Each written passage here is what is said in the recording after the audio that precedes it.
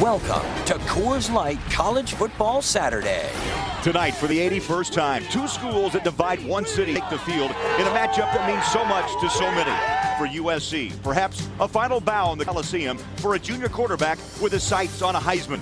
For UCLA and Rick Neuheisel, a chance to defeat his arch rival for the very first time as head coach and gain momentum heading into the inaugural Pac-12 championship.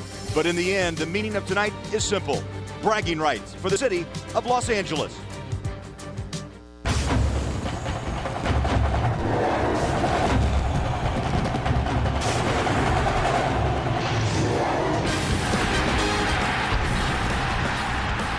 The Los Angeles Coliseum has hosted Olympics, Super Bowls, and a World Series. Tonight, it will host crosstown rivals UCLA and USC. It's a Pac-12 College Football Saturday presented by KFC. Craig Bolerjack along with Joel Klatt. So glad you're alongside here tonight. Of course, ever-changing is the world of college football. But, Joel, there is one constant, and that's the rivalry right here between USC and UCLA. And in every rivalry game, just like this one, early momentum is so key. The first team to grab the momentum is going to have a huge advantage. You know, this game really has two different meanings for both these schools. It does. UCLA already won the Pac-12 South Division, but they want to go into that championship game next week with Oregon with a win against their crosstown rival USC. And for USC is simply this: no postseason play for Matt Barkley and the USC Trojans. They want that 10th victory and to go out with a win in their last game. Well, you can expect emotions here at the Coliseum tonight. That's what this rivalry is all about. Emotions for UCLA, emotions for USC, and tonight we'll add another chapter to this long rivalry. Coming up, we'll join Kevin Frazier and Marcus Allen in our college football studios.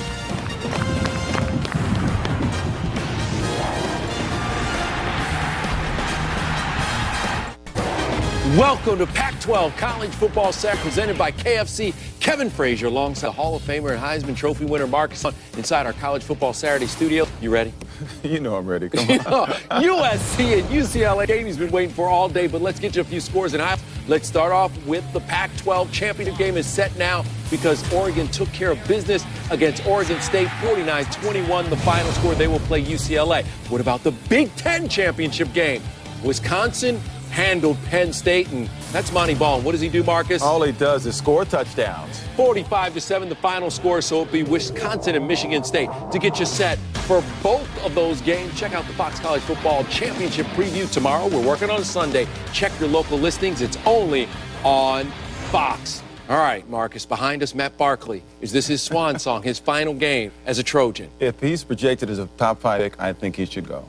I hate to see it, Kev, but I think that's the right thing to do. It hurts you right now, doesn't it? It certainly does. They even think about it. But yeah, well, if it's hurting you out there, then stay in touch with us on Twitter and let us know what you think. Should Matt stay or go? And use the hashtag, Marcus made this one up, please don't go.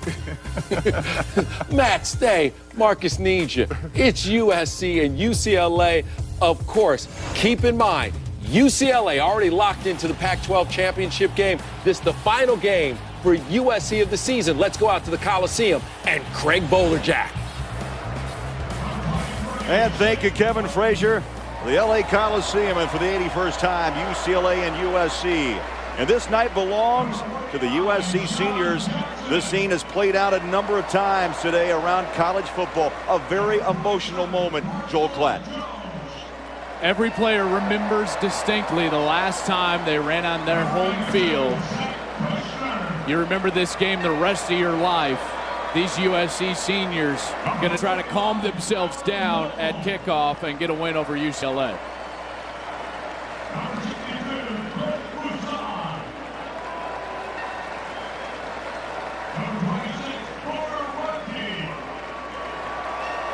Parents, grandparents, sisters and brothers on the field.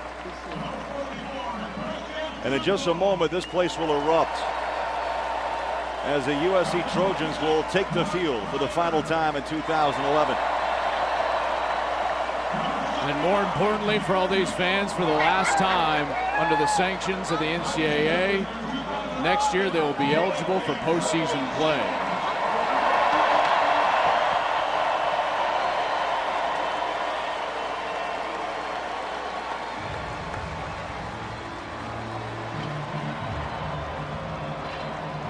Lane Kiffin has made his way back down the tunnel.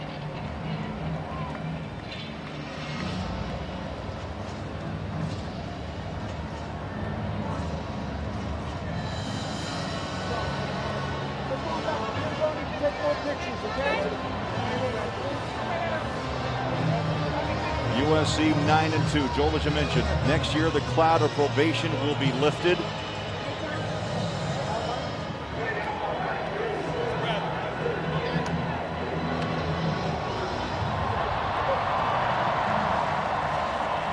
'81st meeting. USC has won 11 of the last 12. UCLA won the previous 8. The first meeting, you got to flip the calendar back to 1929.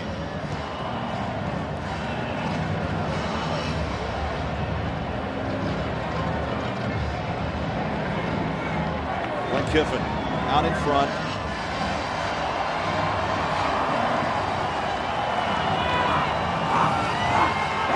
Here come the Trojans.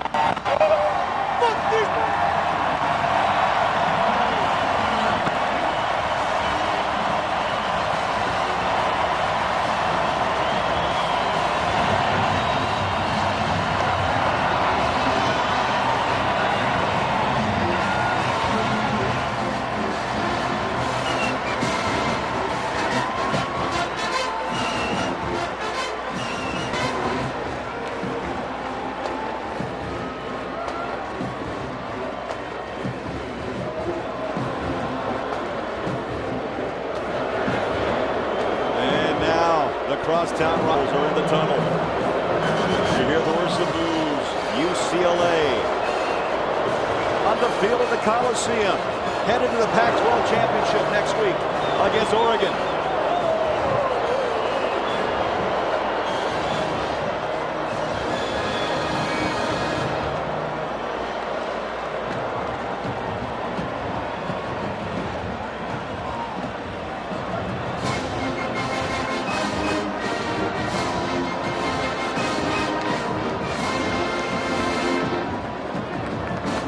Joel, you saw that young player take a knee, just a moment for himself. You played in these rivalry games. You played on senior day, senior night.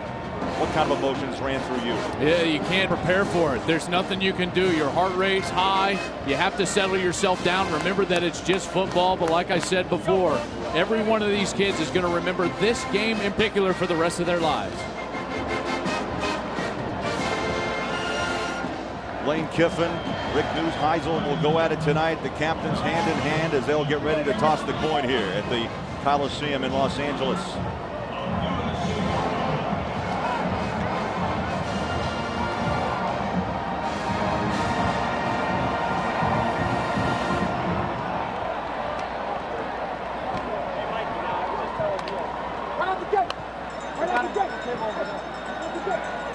Can't imagine what's going through Matt Barkley's head right now. There's a head, tail. I'm going to flip it here and let it hit the ground. What are you going to call? My head, sir. Calling heads. And it's a tail. USC's won us. USC wants the ball. Which way you want to kick? Through with your back that way, Captain. USC will receive. Good luck to you, Captains. So Matt Barkley and USC will have the football to start. Petros Papadakis will be with us as he has all year long downstairs. And Petros, you've been involved in emotional games such as this. Guys, it really is something special. This is a very unique rivalry. These schools only 15 miles apart. These guys know each other. And I'll tell you what, you can see in the eyes of both these football teams, very steady. But it's hard. You got Sear Day. There's a lot of emotion. This is last game of the season, and these guys feel like they're walking on air. A team that really executes to start the football game, just like Joel was saying, is usually the team that comes through with the victory. Now, UCLA made a deal with USC. Pete Carroll and Rick Neuheisel wearing the home jerseys like they used to back in the day. But UCLA, they've gone with these white uniforms. They've changed everything. And they've decided to switch it up. They didn't hold to the deal, guys. I thought it was going to be the blue against the Cardinal, but that's not the case. Rick Neuheisel shaking it up a little bit, Joel Klatt, and that is kind of what rivalry week is all about. Like these kids needed to get any more emotional, and Lane Kiffin on the other side lining up with the Trojans for the last time this year, trying to get that 10th victory and maintain the momentum they created last week in a sensational 3 over Oregon on the road. And from high above the Memorial Coliseum, ready to play football tonight for the 81st edition of UCLA and USC.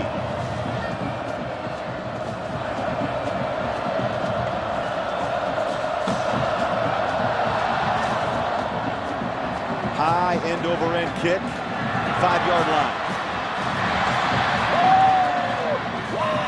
And at the 27 is Marquise Lee. And let's bring out the junior. 6'2", Matt Barkley, Heisman hopeful. What a year. He's thrown for over 3,100 yards, 33 touchdowns.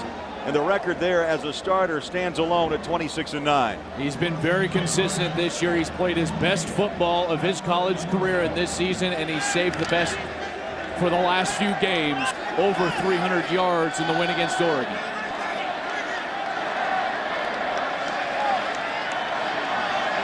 Trojans start this drive from their own 20-yard line. With Barkley in the shotgun, step throws, finds a seam, and right on the hands of Marquise Lee, his 61st reception of the season. And starting lineups tonight brought to you by KFC.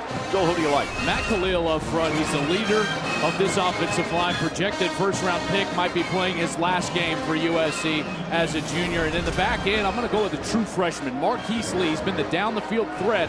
As Robert Woods has battled with injuries in the second half of the season, Marquise Lee has stepped up in his stead. First down at the 40-yard line. And Tyler the lone back. 3 wide receiver set.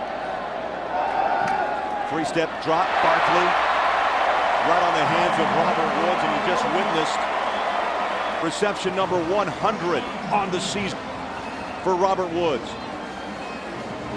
Only 3 away now from setting the Pac-12 record, the conference record for receptions in a season. He needs 103 to do so. That was his 100th on the year. What a start for the Trojans on their home field. Butler and Lee stacked up top of your screen, and Woods goes in motion. Barkley on the rollout. Woods makes the catch and is pushed out of bounds at the 43-yard line. Defensively for UCLA. Well, second half of the year, they played much better defensively. Datone Jones is a big reason why. He's been their best player up front. In the back end as linebacker, Sean Westgate not starting. That means Patrick Larimore has got to step up and really play well. And in the secondary, a true freshman, Tevin McDonald, playing against his brother TJ, who plays for USC. Both tremendous safeties. Agnes McNeil now checks in along with Rhett Ellison, a fullback for USC. Second down. They call it 7. Barkley chased. Steps up in the pocket, throws for the home run. Touchdown! 42 yards. Barkley to lead.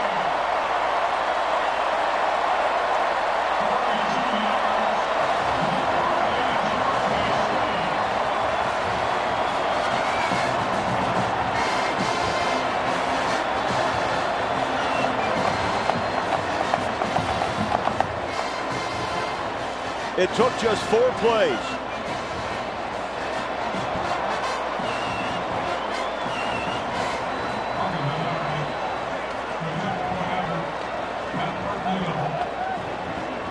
Andre Hadari, 44 of 44 on PAT attempts. Kick is up. Good. 72 yards, 4 plays, a minute 40 off the clock. And Barkley tosses his 34th touchdown of the season. Marquise Lee working on Sheldon Price initially, and then in the back end, number 7, Tevin McDonald, the true freshman we just talked about. He was overzealous, going towards the outside, allows Marquise Lee to get into the middle of the field, and how's that for a big catch for the true freshman in his first matchup with UCLA. Inglewood, California, home last week. Big game against Oregon. 187 yards, 8 receptions, and a touchdown, and he starts out with a bang, a 42-yarder to put USC up on top. And boy, the emotions early rising to the top. You got to credit the junior quarterback, Matt Barkley. There was some pressure as he tried to get out of the pocket. Craig, he was able to step up, and he delivered that ball right on the frame of Marquise Lee all the way down the field. Terrific throw for the touchdown.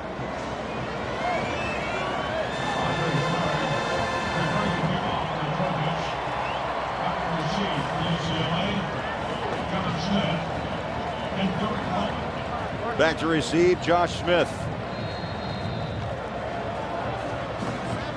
And Hadari has it teed up. 7-0 early, 4 plays. A blink of an eye. If you blinked, you missed it. A 42-yard touchdown. Yeah, we talked about momentum. Clearly, USC has grabbed it. Let's see if UCLA can answer. Smith has it and takes it 1 yard deep. So for the first time, UCLA will have the football to start at their own 20-yard line. The quarterback, 6'2" junior, is Kevin Prince. You know, he's battled injuries throughout his career. But Jolie, he has a strong arm and he can run with the football. They run the pistol offense, and he is such a key for this Bruin attack. When he's making good decisions in the run game, their offense is very efficient, like it was a week ago in a big win over Colorado at home, scoring over 40 points. He's the key weapon for UCLA. Jonathan Franklin will line up at the running back behind Prince. Rosario, Shaq Evans, Anthony Barr as the 3 wides.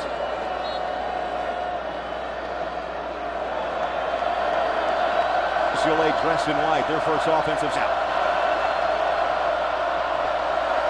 Play action. Prince goes up top and overthrows out of bounds. Lineup tonight offensively brought to you by KFC. Kai Maiava up front is a transfer from Colorado. He's come in very athletic and a very good center. In the backside, Jonathan Franklin and Derek Coleman will get the bulk of the carries, but Nelson Rosario, USC has got to be careful with Nelson Rosario. 6'5", 218 pounds, and he's the deep threat for the Bruins. Joseph Fourier checks in, the tight end, 27 receptions on the year, 2nd down and 10 from the 20.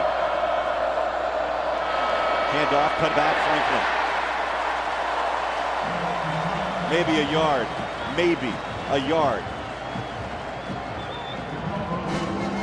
Defensively, USC stingy against the run, about 110 yards allowed per game. And UCLA good for about 200.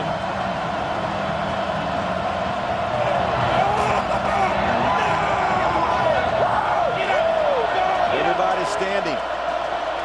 USC fans, emotional, 3rd down 10. Listen in.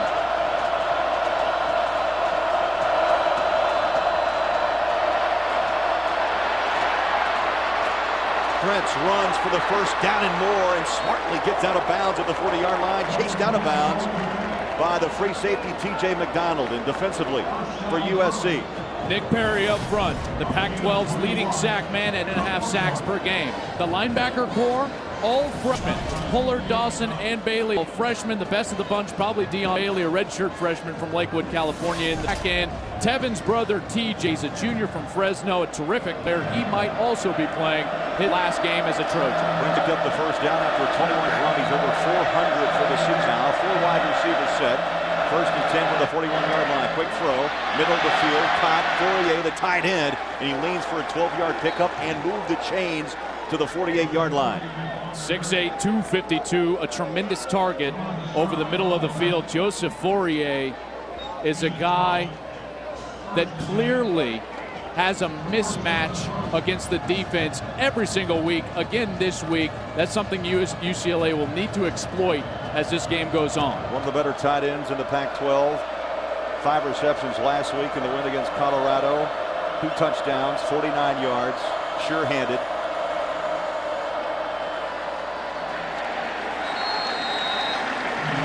Franklin picks up a couple. Petros, this UCLA offense, what do they have to do to stay in that same rhythm that we saw USC early? Well, they did get smacked in the mouth early, and a little bit of shock on that UCLA sideline. What they have to do offensively, guys, is what they do best. I know USC is good against the run, but they have to establish Jonathan Franklin and Derek Coleman. When they throw the ball, it's got to be Joseph Fourier, the tight end in the run game. That's the key for the Bruins in this game. Shotgun is Prince on 2nd down and 8. Option. Prince could not outrun Pullard. And there'll be a loss of 2 back to the 49-yard line. These 2 true freshmen at linebacker, so athletic and fast. The pursuit from Pullard all the way, stringing out that option attack, getting him down to the ground and forcing a 3rd and 12. This is exactly what UCLA is trying to avoid. You know, Pollard, Bailey, and Dawson all built like strong safeties, but playing linebacker. Fast and athletic. 3rd down, 12.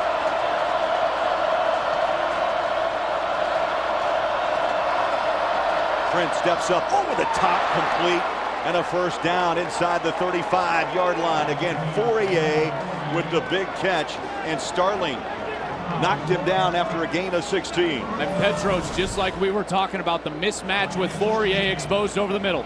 Well, the guy is 6'8", transfer from Notre Dame. He's having a breakout season. He just has to be involved in this offense. But on 1st down, UCLA's got to run the football, and they got to do it with Coleman. I think he's the more powerful back against the small USC defense, especially in the linebacker. And Barr lined up top of your screen. There, Coleman checks in, running back for UCLA. And whistles and flags will stop play.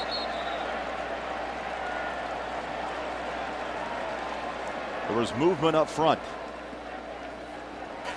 False start on the offense. Number 87 was covered up, came out of his 3-point stance.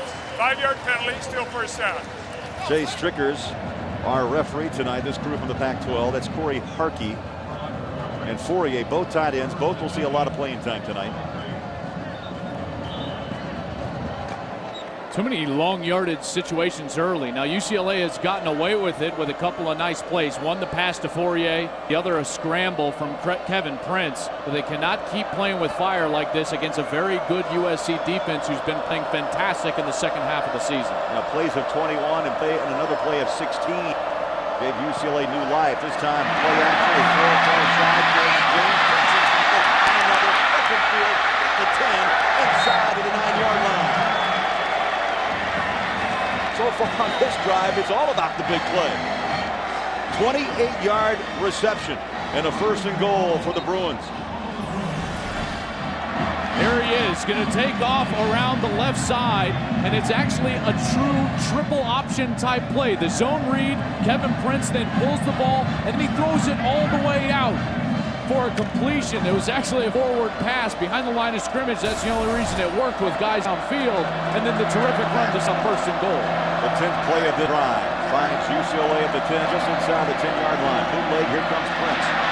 On the run, turns the corner, and maybe a yard. He ran 20 to get 1. Wes Horton ran him out of bounds, big number 96. No place to go with the football. Kevin Prince does the right thing. You're going to see all the UCLA Bruins covered up in the end zone and at the goal line, and Prince does the correct thing and essentially just eats it, runs out of bounds, lives to play another down. 2nd and goal now for the Bruins. How about Horton? 265 on a gap, giving chase to Kevin Prince. 2nd down goal. Under 8.5 minutes here in the opening quarter. Coleman back in the backfield for UCLA. Coleman, the handoff, hits a wall, spins past the 5, down to the 4-yard line. Great block by Albert Sid, the right guard, to spring Coleman. You've got Franklin as more of your scat back, and Joel, Derek Coleman likes to pound it as he goes inside of the red zone. I think right now it's too far. 4 yards too much against this USC defense to run the ball. Look for Fourier over the middle of the field. He's 6'8". That's a mismatch right now.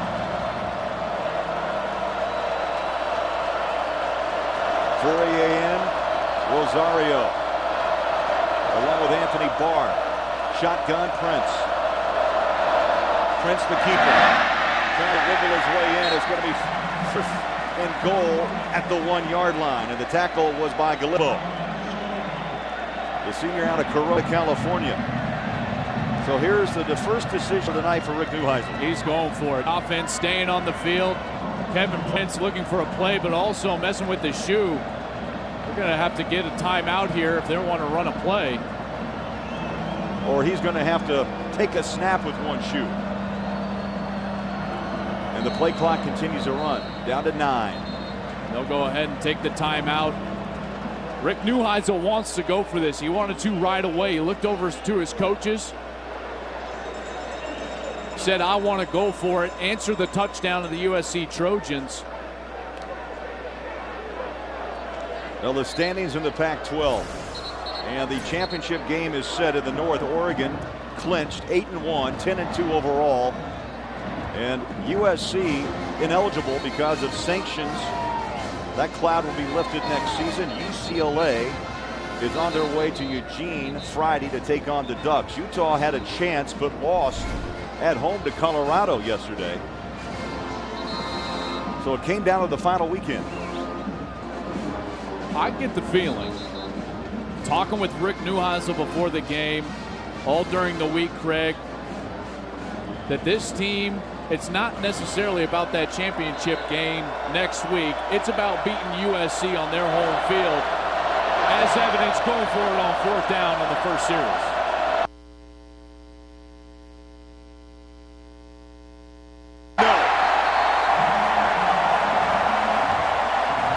Neuheisel gambled. Coleman couldn't fight his way through, and the Trojans hold and will take over at their own 1-yard line. USC stands up. The wall too strong. USC by 7. Pac-12 College Football Saturday is presented by the new KFC Cheesy Bacon Bowl. Today tastes so good. And brought to you in part by Russell Athletic, who reminds you that together we are. And by Verizon, America's largest and most reliable wireless network.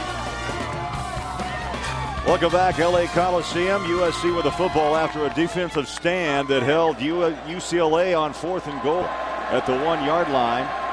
And now Matt Barkley and company back to work. 99 yards away from Pater. Throws from his own end zone, far side, just simple pitch and catch. And it's Marquise Lee, the true freshman with the reception, knocked down by Abbott.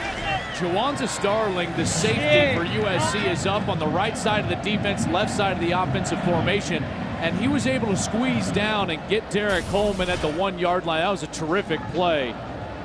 UCLA going for it on 4th down, and the momentum now after a big touchdown throw from Barkley and a 4th down stop in their own goal line clearly with the U.S. Trojans. And Joel, they pick up 8 on 1st down. 2nd down 2. As Barkley bark signals, turns and fires near side. Lee has been his key receiver here, and he's stacked up by 1, 2, 3 Bruins, and they'll mark him out of bounds at the 17-yard line. And that pursuit led by Andrew Abbott. Marquise Lee has been so important to USC because at the rate Robert Woods was catching passes early in the season, he was never going to stay healthy for the entire year. So Marquise Lee being able to step up and take some of that responsibility from the sophomore Robert Woods has really allowed USC to stay fresh and become more potent on offense. Already 4 receptions for 70 yards as Lee gets a break. He's on the sideline. 1st and 10. USC now to the ground game. Mark Tyler pounds his way past the 25 and a stack up at the 7-yard line. Dye, McDonald and company make the tackle for the Bruins.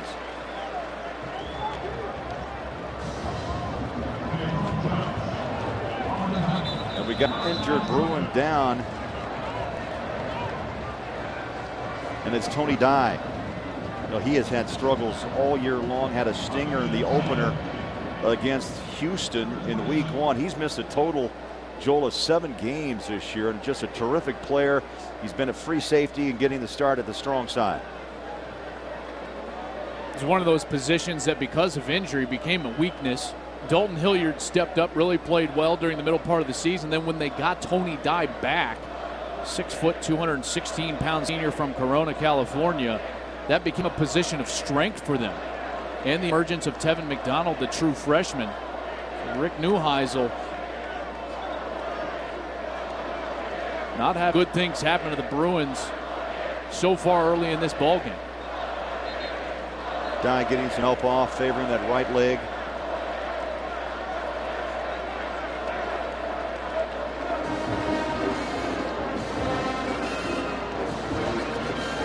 So Tony Dye to the sideline, and Dalton Hilliard will replace him at the strong safety.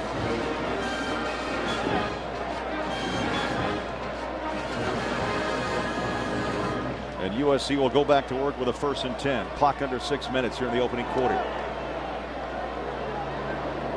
I formation for Barkley. on the rollout. Pressure, throws, and that ball nearly intercepted by Hilliard, who just checked in for the injured Tony Dye. But how about the pressure up front delivered by the Bruins front four? Not a good decision by Matt Barkley. Never want to throw the ball late over the middle or when you're in the grasp of a defensive lineman. Ill-advised throw from the junior quarterback. Very fortunate that that wasn't picked off by UCLA. Yeah, Damian Holmes, the right end, came in untouched. Now second down at 10, 5.5 on the first quarter clock.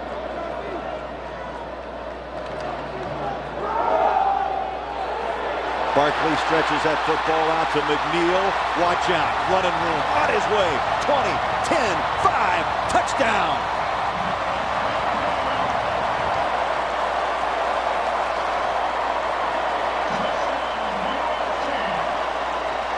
"73 yards.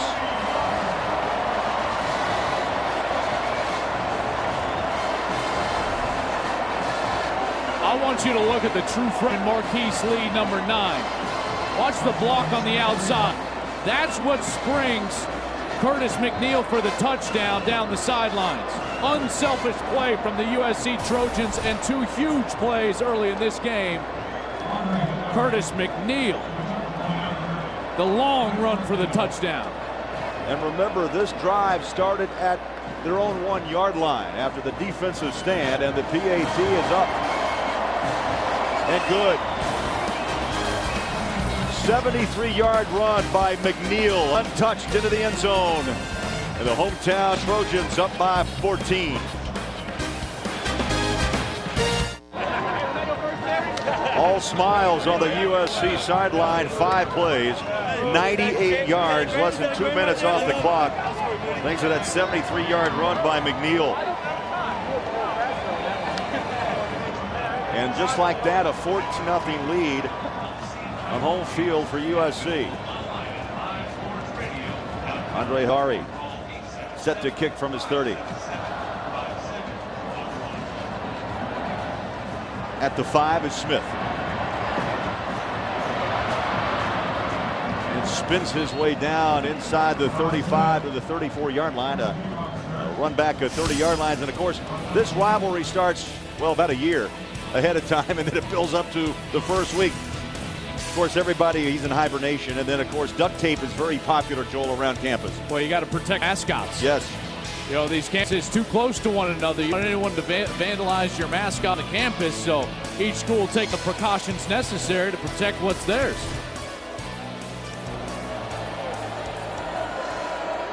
UCLA down 2 touchdowns as we look high above the LA Memorial Coliseum. Kevin Brents from the shotgun. He'll run near side, stutter steps. The ball's out. Picked up. Bruins recover at the 37. Rosario heads up play. Now, you talked about how close they are. How about just a matter of 15 miles? All these schools in the Pac-12 very close, but this one very unique. Petros touched on it earlier in the game, just how unique this rivalry is. All these kids, they go back not even to just high school like most college kids. You know, they can know the rivals from high school. These kids play pee-wee football together. Clock's under 5 minutes. Throw it over the top. Dangerous pass. Franklin with the reception. And USC's defense right now just in a scramble everywhere kind of mode. They are just running to the football. This defense is extremely fast. Undersized, but very fast. This east-west type of movement from UCLA is being strung out by the USC defense. If UCLA wants to start having success, they better get downhill in a hurry, because this USC defense can run. Leon Bailey, the redshirt freshman, all freshman linebacker for the Trojans. 4 wide receiver set in the pocket, standing up, throwing, and the ball is off the hands of Embry. Petros, you got an update on Tony Dye. Yeah, guys, it's too bad. It doesn't look good. Tony Dye missed 7 games with a neck injury, and now they're going to x-ray his right lower leg. He's a tough guy. He was going to redshirt this year, but he came back. He wanted to play in this game. I don't know if he's going to make it back. Locke with the punt. Big bounce for UCLA inside the 10. They'll touch it and down it at the 8-yard line. A 53-yard boot. Timeout. USC up by 14.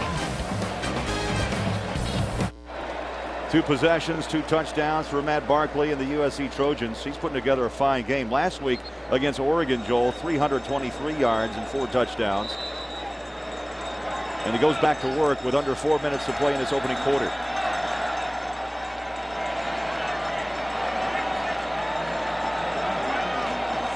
Barkley, quick toss near side. Robert Woods the catch, his second reception, and he's knocked down by Hester.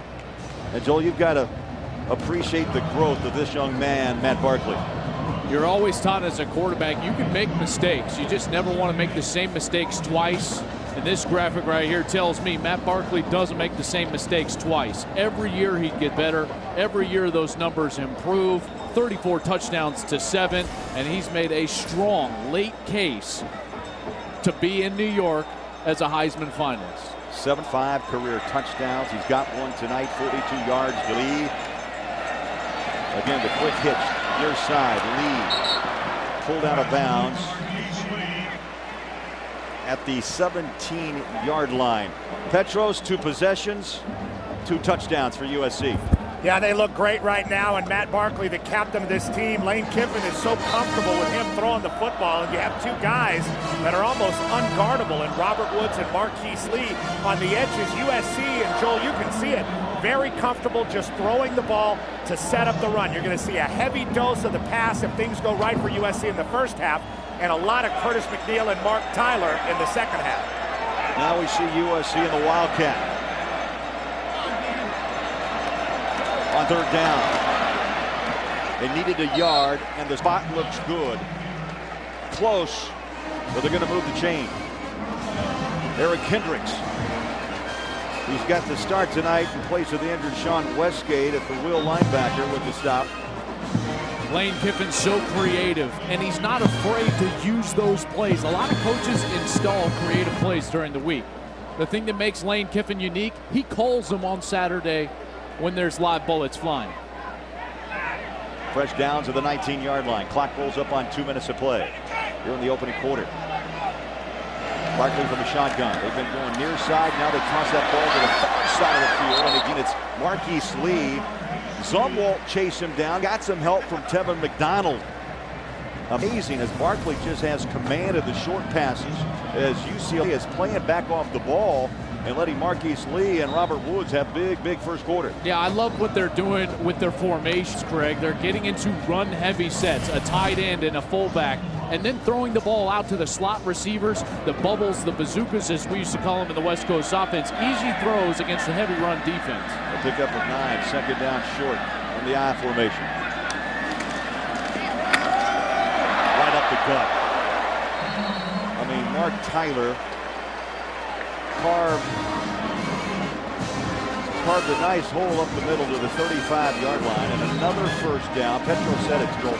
You know what? It's a heavy dough pass which sets up the run. You got to play off the ball a bit, and the lane's open. Tremendous rhythm right now for USC offensively, and as their quarterback settled himself this game very quickly. The touchdown pass to Marquise Lee. The offensive line has now established themselves their line of scrimmage.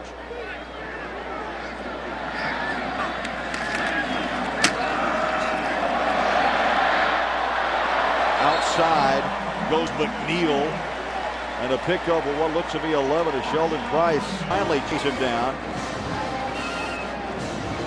Petros, Curtis McNeil has made a huge difference in this USC team. This is a guy that struggled not seeing the field, had some issues academically. Now he comes into this game as a lead ball carrier. He's got great feet. He's got a great stop and start. Saw how explosive he is. Hometown product here in Los Angeles, Venice High School. That was nearly 7 yards a carry. Scat back 5'7", 180. Another first down for the Trojans. Barkley pedals back, throws middle of the field. Pop, Kepler, watch out. He is dragging 1, 2, 3 Bruins with him inside the 25 to the 24-yard line.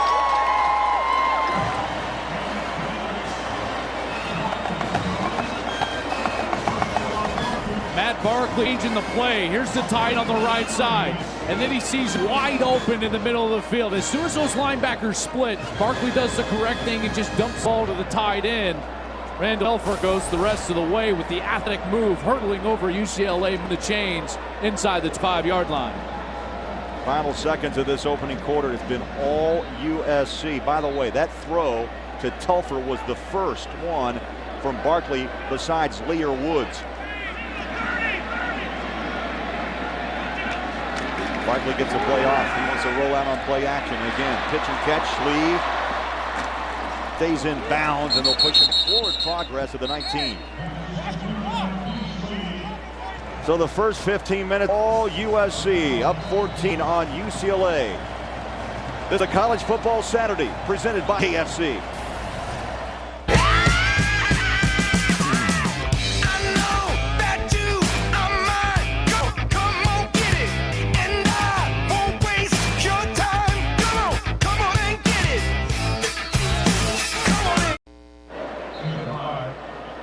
Bird's eye view of the LA Memorial Coliseum. USC put 203 yards, rolled up 243 yards in that opening quarter. That's over really 15 yards a snap. And they've got the ball this drive now, play number 9, as they drive inside the 20-yard line of UCLA. One pump, and the second one is thrown outside. Robert Woods is tackled down at the 15-yard line. Got a flag on the play.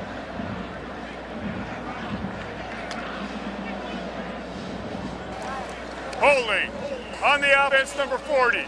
10-yard penalty. Still second down. That's Red Ellison, the fullback.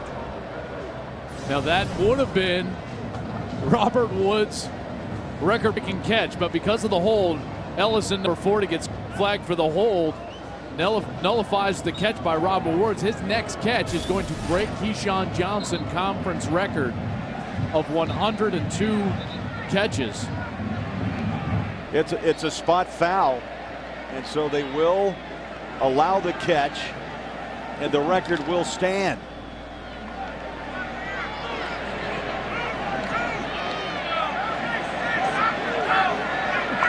Second down. Barkley shotgun, pedals back, patience, throws across the middle. Lee somehow with a reception takes a pop after a pickup of 10 at the 14-yard line. Larimore missed the initial hit, and more yards came for Marquise Lee. So far, Woods and Lee just having their way with secondary of UCLA. Yeah, and Barkley doing a great job of being composed in the pocket. That ball a little behind Marquise Lee, but he goes back, strong hands, gets it, and gets it up close to a first down. Going to be 3rd and short for USC. Joel impressed with the downfield blocking by the other wide receivers and tight ends.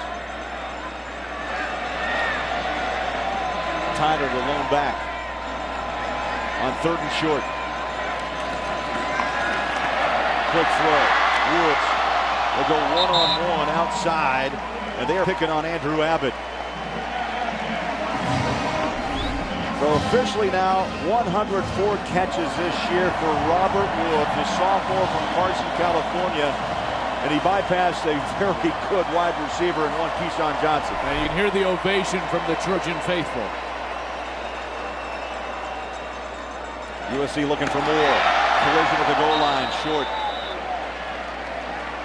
Robert Woods takes on a double team, stopped just inside the 1-yard line. This guy just keeps coming. I mean, he in on almost every snap, very smart. They line him up all over the field. Takes collisions, does a fantastic job in the run game, blocking downfield.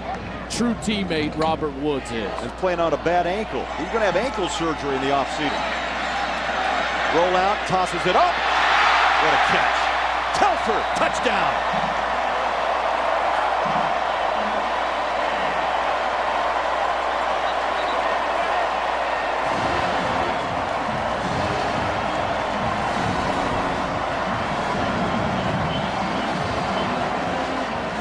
Talk about knowing your offense. Matt Barkley with pressure in his face, knows he has Randall Telfer in the corner of the end zone, and lofts it up perfectly to the back end line for a touchdown.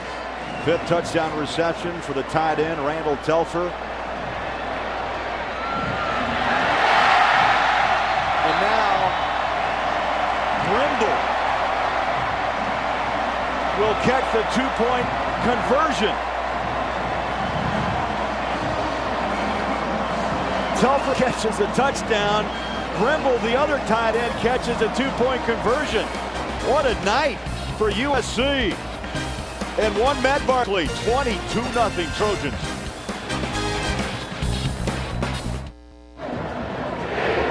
The motion pouring from the USC sideline. The Trojans up 22-0 on their crosstown rival, UCLA. Andre Hadari is set to kick.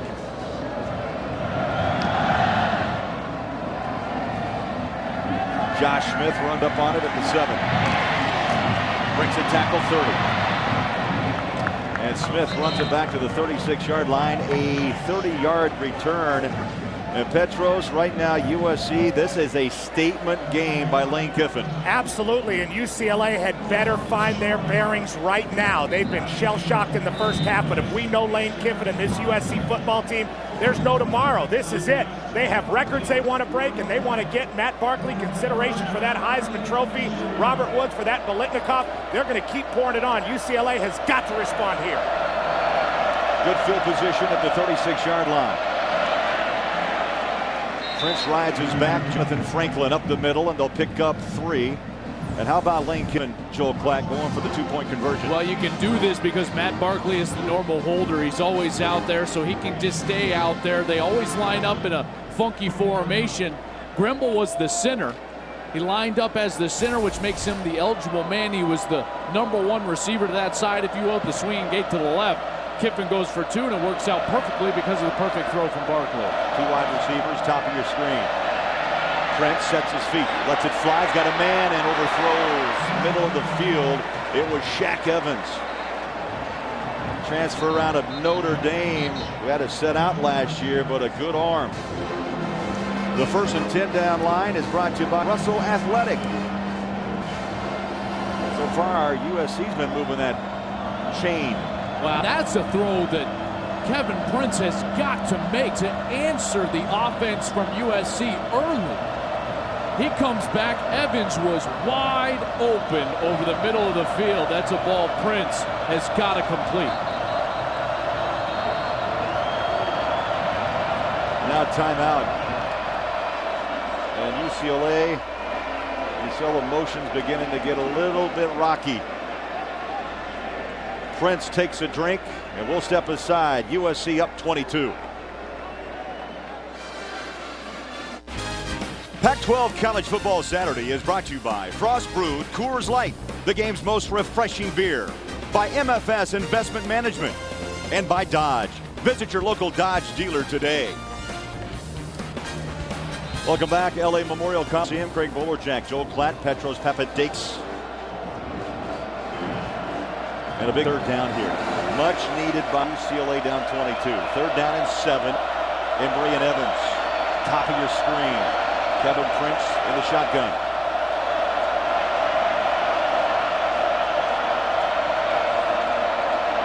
Prince feels the pressure. Down he goes.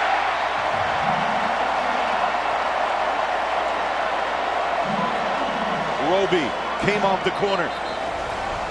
The 3rd down gets him off the field, but this was the play that UCLA should have had. Shaq Evans down the middle of the field. Prince overthrows him, and Rick Neuheisel can't believe it. UCLA forced to punt.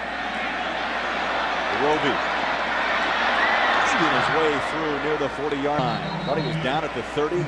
Regained his balance. A 48-yard punt, a 16-yard return. Time for the Russell Athletic game summary. Robert Woods, already a record-setting night, breaks the Pac-12 season record for catches. He's got 105 this year. And Matt Barkley, he's been sensational tonight, making a statement to be in New York for that Heisman Trophy. 16 of 17 for 168 yards and 2 touchdowns.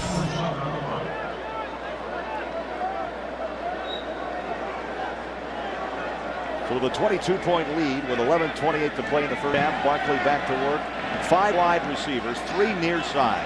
Trojans really spread the field out. Protection. And reaching out for a 4-yard gain is Robert Woods.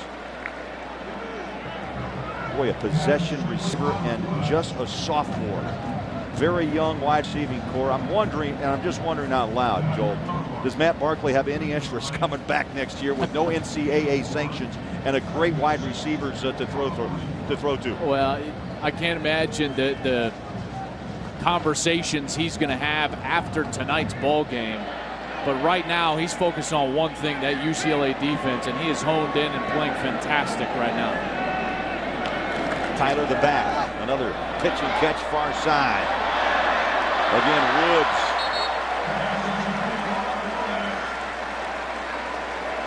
Shedding tacklers.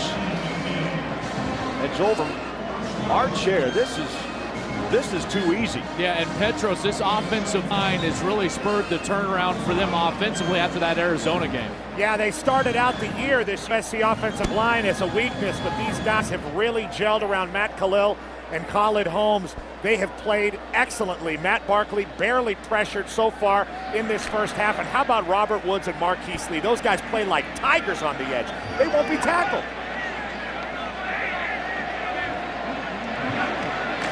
First and 10. It's just man-to-man. Lee able to wiggle out of a tackle. And what's amazing is the yards after the reception. I love what they're doing with the play calls, though. Matt Barkley has the option, hand the ball off. These are run plays being called. Just a zone play off to the left side. And Matt Barkley has the option, depending on the defensive look, to just stand up and give the ball to either Robert Woods or Marquise Lee on the outside. He's got enough cushion. The corner's playing off, so he just stands up, throws him the ball, and it's all the talented wide receivers from there. 9 receptions, 108 yards already here in the first half. Woods and Lee having their way. They stretch it, go to the ground. Big hole right side. Inside the 25-yard line.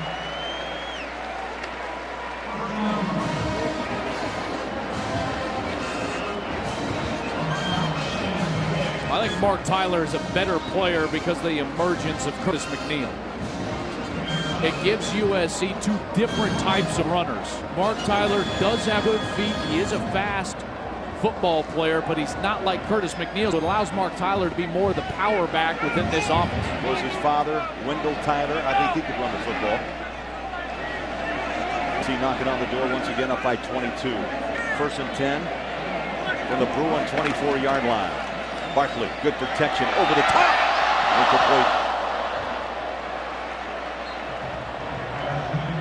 Ellison, number 40.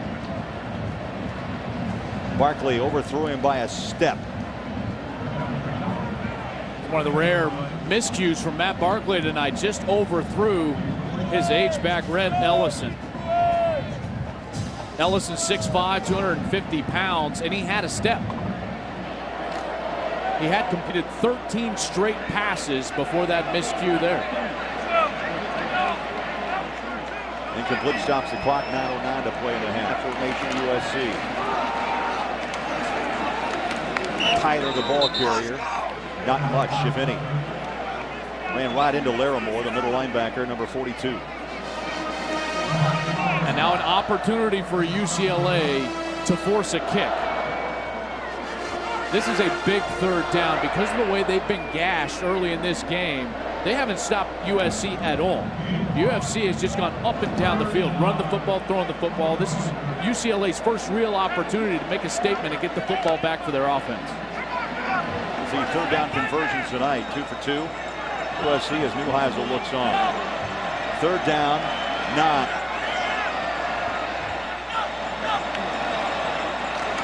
Barkley in the pocket, throws wide open, caught at the 12-yard line. Bryce Butler, he knew where the marker was.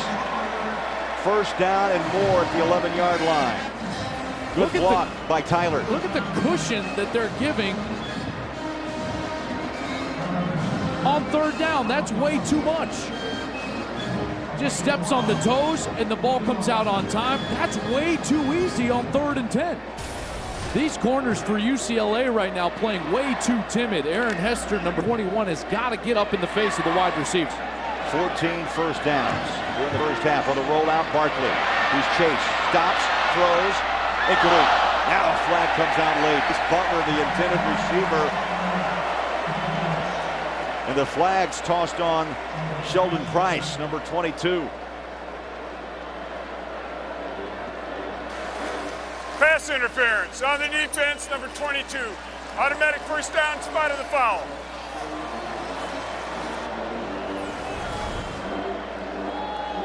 The right arm of Sheldon Price completely holding Bryce Butler. Terrific call from the officials. Now going to give USC an excellent opportunity to punch it in again. That is not what UCLA needed. USC just absolutely taking to UCLA as far as the tempo goes. The Trojans playing much harder than UCLA right now.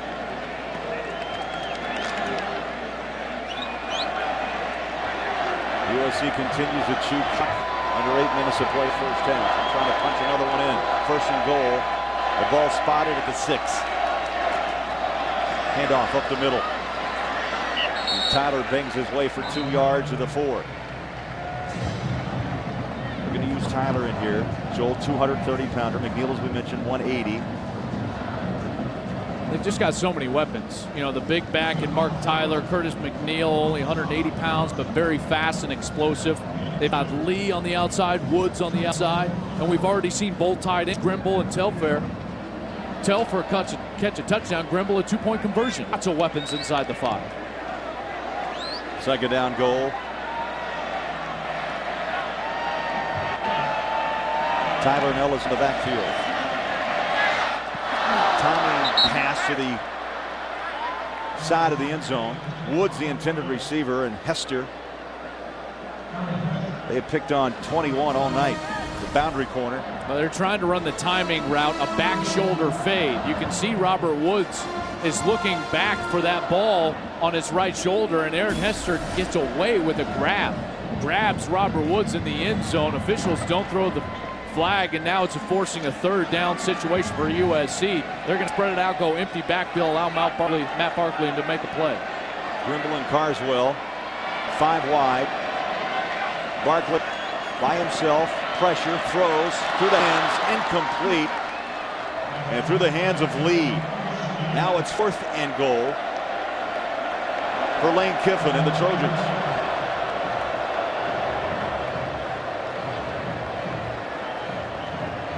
Kiffin in his 2nd year, 36 years young. Lane Kiffin wanted to go for that. Yeah. You can see it pains him to have the kicking unit run out of the field. But remember, Matt Barkley is the holder. They've already executed a 2-point conversion. They're going to get in that awkward formation again right now. Andre Haddari, the kicker, they're spread out. Matt Barkley sitting in the shotgun. Barkley, the direct snap, wants to throw to the end zone. Throws it, complete, touchdown, Ellison.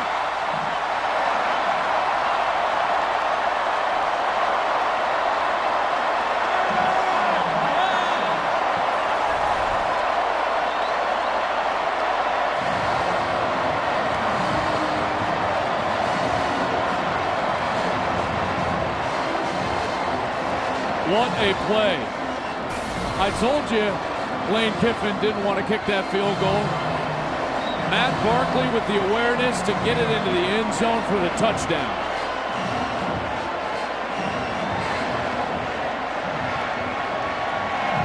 Extra point. 3 uprights. When we return, we'll take you to our College Football Saturday studio for a preview of our Geico halftime show with Kevin Frazier. 29-0 USC. Coming up on the Geico Halftime Show, we will have scores and highlights from across the country. But Marcus Allen, I want to know what is going on at the Coliseum right now. If the Bruins don't find out answers fast, this is going to be the most embarrassing game going into the Pac-12 championship. How do you have confidence? Yeah, and could it be a Pac-12 championship hangover? Yep. All right, let's get it back out to the Coliseum. We'll see you at halftime. Craig? All right, thank you, Kevin, Marcus. And right now it's all USC. They kick away with a 29-0 lead. Josh Smith on the return to the 29. Well, it's been a crazy, crazy first half. And Barkley has had his way. 21 of 25 for 212 yards already, but this was really the play that turned it all around. A fourth down stop inside their own 5-yard line. It led to this, a 99-yard drive capped off by Curtis McNeil with a long run for a touchdown. And then the second quarter, more USC offense. The nice touchdown pass to Telfer. Then Barkley lines up for the field goal. They fake it, finds a tight end in the back of the end zone for a touchdown. UCLA on the ground to Franklin at midfield, so they'll move the chain. First down after a pickup of 20 yards. Deion Bailey with the tackle. This Bruin team just looks absolutely shell-shocked right now. They haven't done anything right. They've started to panic. Their first offensive series was brilliant. They went right down the field, but that's when USC bowed their neck and stopped Rick Neuheisel's offense inside the 5-yard line. They've gotten 5 yards per play in this game, but haven't generated anything as far as first downs or scoring opportunities. So they've given up nearly 10 yards per play. The USC. Nice catch, running up on it from Prince. And the reception by Rosario. Came in with 48 receptions, 6 catches last week, 102 yards in the win against Colorado. That was Kevin Prince's first real good throw of the game. Coming at the 6:19 mark of the second quarter. Stepped up and with a pass rush in his face was still able to deliver that ball accurately to the outside for Rosario on the first down catch. Good look at Prince, junior from Los Angeles, Crespi High School.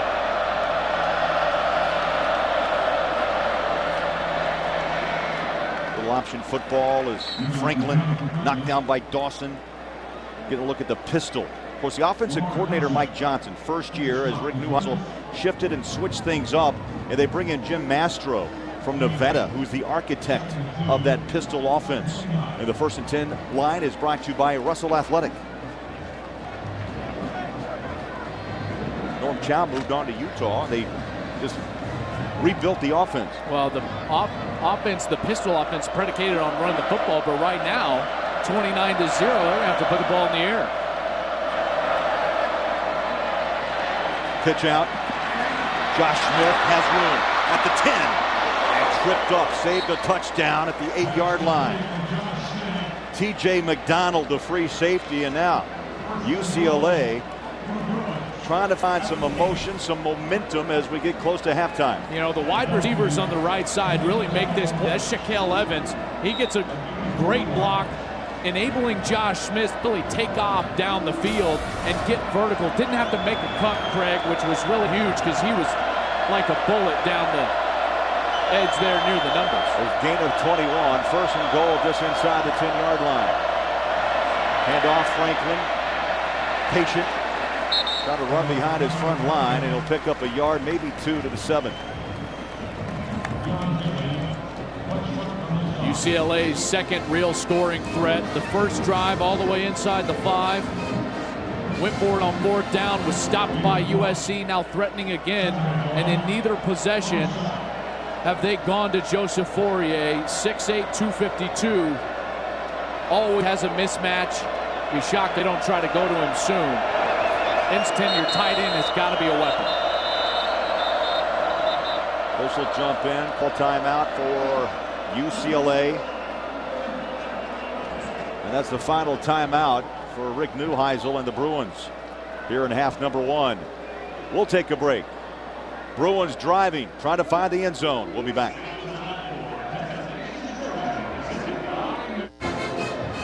Final 4 minutes of the first half, and UCLA driving against USC. Let's take a moment to recognize the Lot Impact Player of the Week. Awarded to a defensive player, the best exemplifies integrity, maturity, performance, academics, community, and tenacity. Last week's winner was Manti Te'o from Notre Dame, who led with 12 tackles in a win against Boston College. 2nd down goal. Shotgun Prince. Play action. Sets and throws incomplete. Pressure from the edge. Pollard came from the weak side, the Will linebacker, and Joel Prince had unloaded a little early. He wanted to go to Joseph Fourier. The weapon inside the 10-yard line. He was unable to do so. And then the rush got to Kevin Prince, forcing him to make a decision before he wanted to. Now 3rd down and goal with 4:07 on the clock.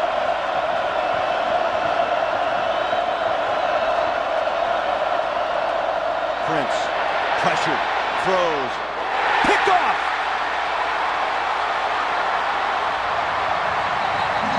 For the second time, USC's defense stands and holds T.J. McDonald the interception. And Prince had to throw that ball under pressure. Nick Perry coming off the edge. The leader of this young defense, T.J. McDonald, read it beautifully. Prince under duress, trying to force it over the middle, and McDonald with a fantastic play on the ball, picks it off in his own end zone. 3rd interception of the season collected by McDonald. And Joel, for the second time in this half, USC holds. They come up with a big play, the first in the first quarter, as they make the defensive stand at the 1-yard line. And this time, McDonald with the interception. And they're pitching a shutout here through nearly 2 quarters. Now Matt Barkley goes back to work at the 25.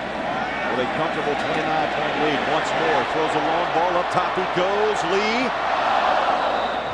And Lee about a step and a half behind that throw by Barkley.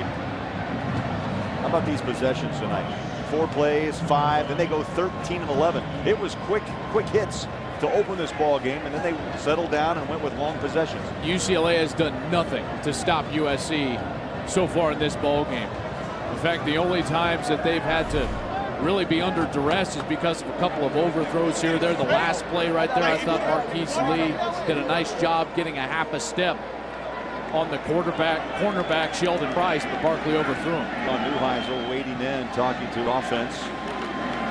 Quick throw, we've seen it all night. Catch, and tossed down on his pads is Woods. This time they go to Sheldon Price. They've been picking on Hester all night, and Price makes the tackle after Woods picks up 2 yards to the 28. Again, here's that little bubble screen I was talking about. It's a run play called in the huddle with just a bubble tag on the end. All it's telling the offense is that the quarterback and wide receiver have the option, if the defense gives them the look, to stand up and throw the football.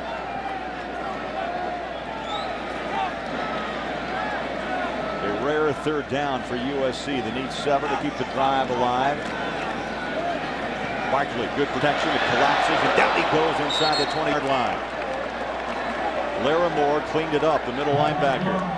The pocket was solid. Larimore found a hole, and down goes Barkley.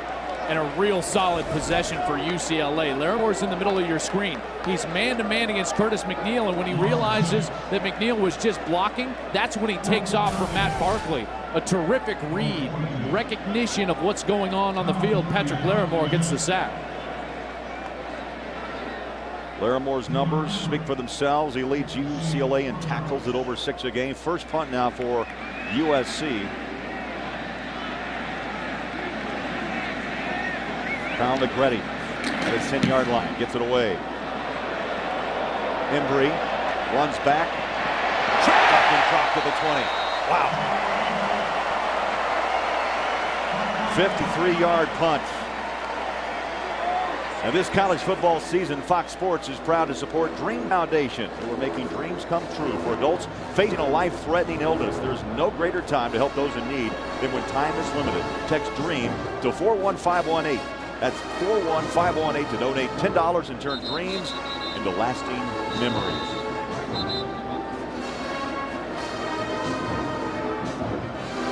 Let's see if the solid possession from the defense of UCLA can spark their offense. Remember, they've had opportunities.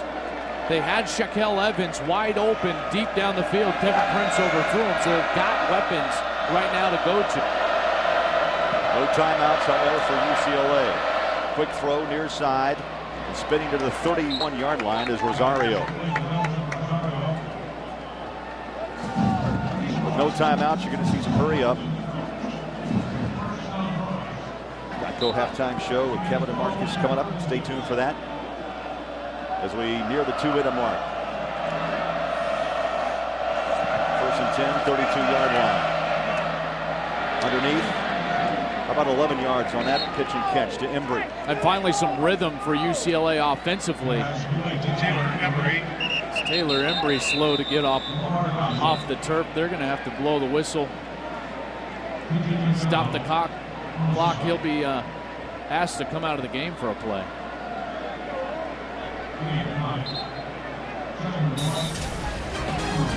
Geico halftime show coming up next. Kevin and Marcus with scores and highlights. Top 25 teams, of course, in action, and a preview of the Pac-12 and Big Ten championship games set for next Friday and Saturday on Fox.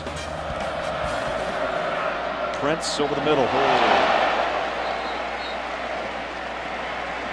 Ricky Marvray was cut in half at the 45-yard line.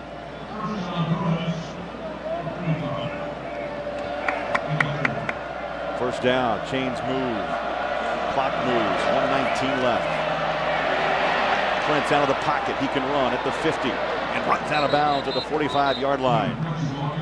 Prince came in with nearly 400 yards on the ground and a 5-yard per carry average. This true freshman, Lamar Dawson, that's Hayes Pollard, redshirt freshman from Inglewood, California. These freshmen for USC have made a huge difference in this defense with the athleticism that's on the field. They're able to run. Their pass defense has improved drastically because of these guys' ability in the back end. Second down and short. Set up the screen. On second effort, Derek Coleman reaches out past the 40. Down to the 38-yard line. Mike Harris gave him a nice block to spring in. A nice drive for UCLA. I like what Kevin Prince is doing right now. Taking what USC is giving him. Short passes, able to get out of bounds, stop the clock. Doing a nice job. Under a minute to play. Prince flushed again out of the pocket. Stops, stumbles, spins, and pushes a couple of Trojans still on his feet. Love the effort to the 29-yard line. McDonald and company, the free safety, finally brought down Kevin Prince. He's a big quarterback, Joel. 6'2", that was about 2 1/4. I mean, one hit won't bring him down. He's been saddled with injuries throughout his career. He was knocked out. We saw him in Houston, remember, on the opening week.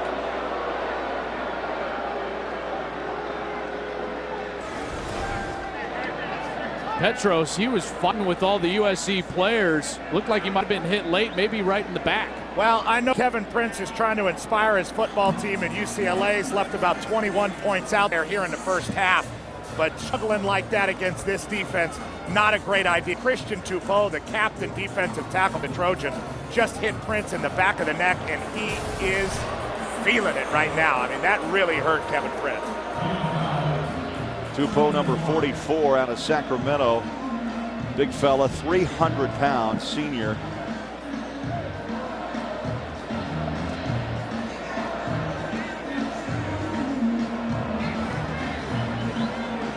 Well, without a timeout, UCLA's been able to use clock here down the stretch run of this first half. There's 46 seconds to play. Joel, any type of points they can generate here before the half with them some momentum as they go to the locker room. Shotgun as Prince stands in the pocket, throws middle of the field, and it's caught by Embry. USC's happy to give them a little soft spot in the middle because they know there's no timeouts and the clock's running. Well, and remember, they had to waste a few timeouts early in this half, so now Kevin Prince having to operate with no timeouts. Ball on the ground. Jumps right back on it, a loss of 3. Clock's moving. They got to do something here. They got to kill the clock, run a play.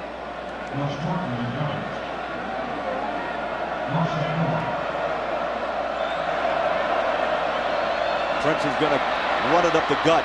Now head to the sideline. Oh, great open field tackle back at 26.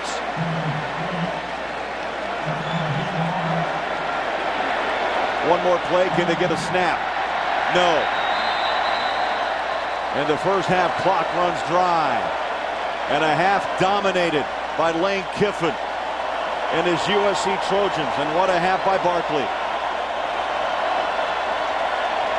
Neuheisel has a lot of things to talk about in the locker room.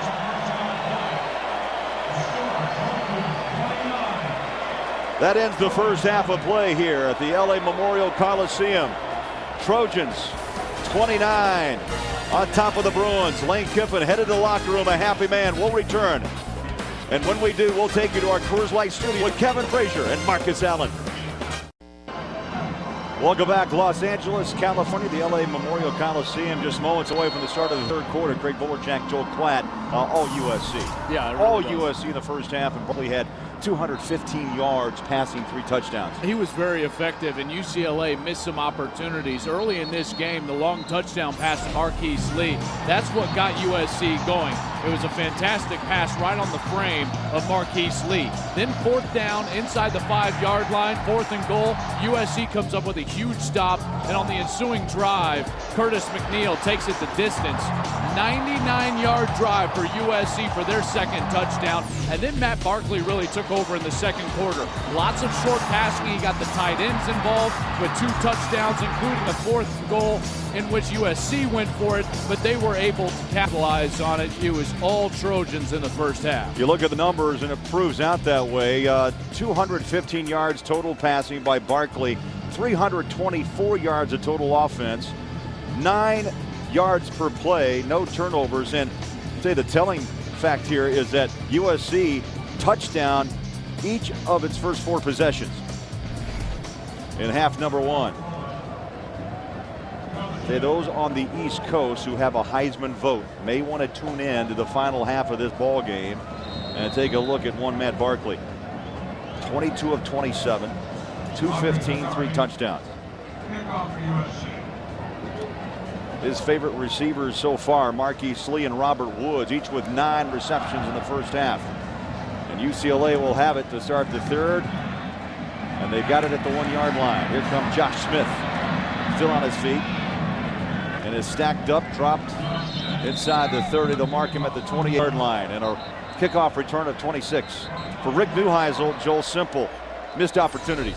The first series of the game, they were answering what USC did with their first touchdown, and on 4th and goal, Juwanza Starling makes the play, and then Kevin Prince misses Shaquille Evans wide open. Rick Neuheisel can't believe it. They were driving again. TJ McDonald picks off that pass in the end zone. Kevin Prince, at the end of the half, made a very poor decision, ran the ball when he shouldn't have inside of 20 seconds. They didn't get points there very easily. The Bruins should have 17 points on the board right now. On the defense, number 20. Correction. On the offense, return team, number 25. Penalties before half the distance of the goal. Down will be 1. Well, Jay Stricker's trying to keep this game under control as we start the third quarter. It's lopsided to, at this point, 29-0. And as we look at what happened, just a little extracurricular activity. That's what happens between rivals, especially crosstown rivals. 54 is Chris Gallipo. Second man always gets called. He goes over the pile. UCLA backed up now inside their own 15-yard line. They'll start this series on their own 14. Kevin Prince got to settle down, has to play better in this second half if they're going to overcome this 29-point deficit. UCLA will open up with Jonathan Franklin in the backfield. Play action. Prince has time, throws up top, and there's another overthrow. And he had Fourier on the far sideline at the 35-yard line. Petros Papadakis, you've talked to both coaches. What was the feeling? Well, guys, obviously Rick Neuheisel very disappointed. He said they left a lot of points out there, just like you just said, Joel. He was also very concerned about this 30 minutes that the Bruins can make a good accounting of themselves and go on to the championship game. Lane Kiffin, he was upset about the one time USC had to punt. He knew, he said, that the Bruins could not for Robert Woods and Marquise Lee this whole game.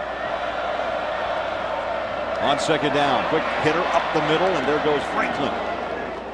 At the 29, mark him at the 30-yard line. A scat back from LA. Dorsey High School, Jonathan Franklin, the junior. And a first down for UCLA. How about Lane Kiffin upset? A near perfect half. That's an offensive coach for you. They always want perfection and attention to detail. USC very much attention to detail offensively in the first half. UCLA, not so much. They're trying to get themselves going here in the second half. 2 wide receivers near side. Handoff again. Slipping and sliding is Franklin. And next week, don't forget, 2 of the most storied conferences in college football culminate their seasons with 2 epic championship games for the first time in their history. And Fox Sports will bring them to you back-to-back nights. The Bell Championship game Friday, December 2nd. Big Ten title game Saturday, December 3rd. And both games are only on Fox Sports.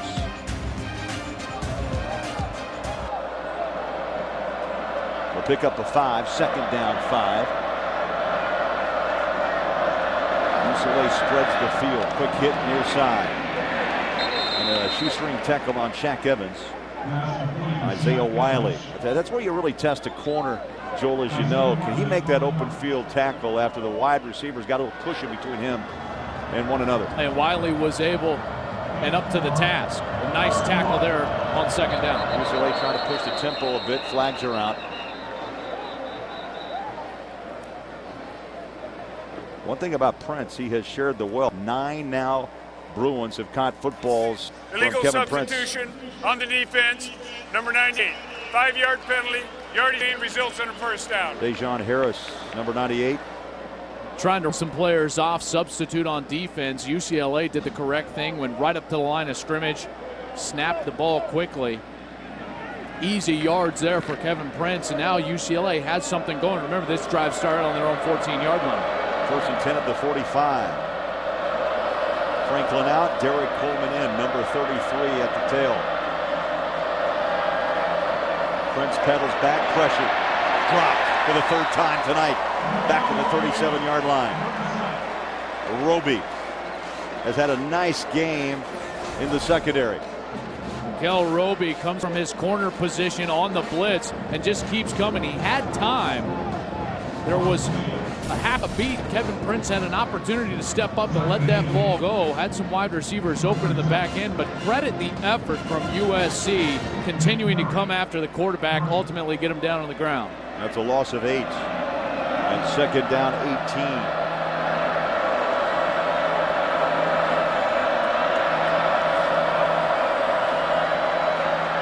Play action. Prince goes up top. Easy catch by Rosario. That's there all day long. Yes. Because of the single safety look. USC committing an extra player to run defense. Trying to stop this pistol run attack. The corners are off. Easy throws on the outside. I like what UCLA did right there, giving themselves a more manageable 3rd down at 3rd and 2. Well, they get 20 yards back. 3 minutes in on this opening drive here at quarter, down 29. Quick hit, sliding, lost his cleats.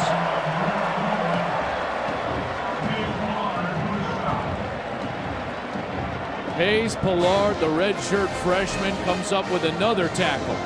This guy is all over the field, and he will use any part of his body to get you down on the ground. A 100% effort player, and now his defense is going to face UCLA on a 4th down. And tonight 0 for 1 on 4th down attempts by Neuheisel and the Bruins. Crowd's up.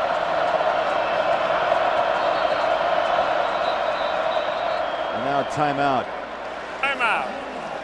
UCLA. Another wasted timeout for the Bruins. We've seen this several times tonight already.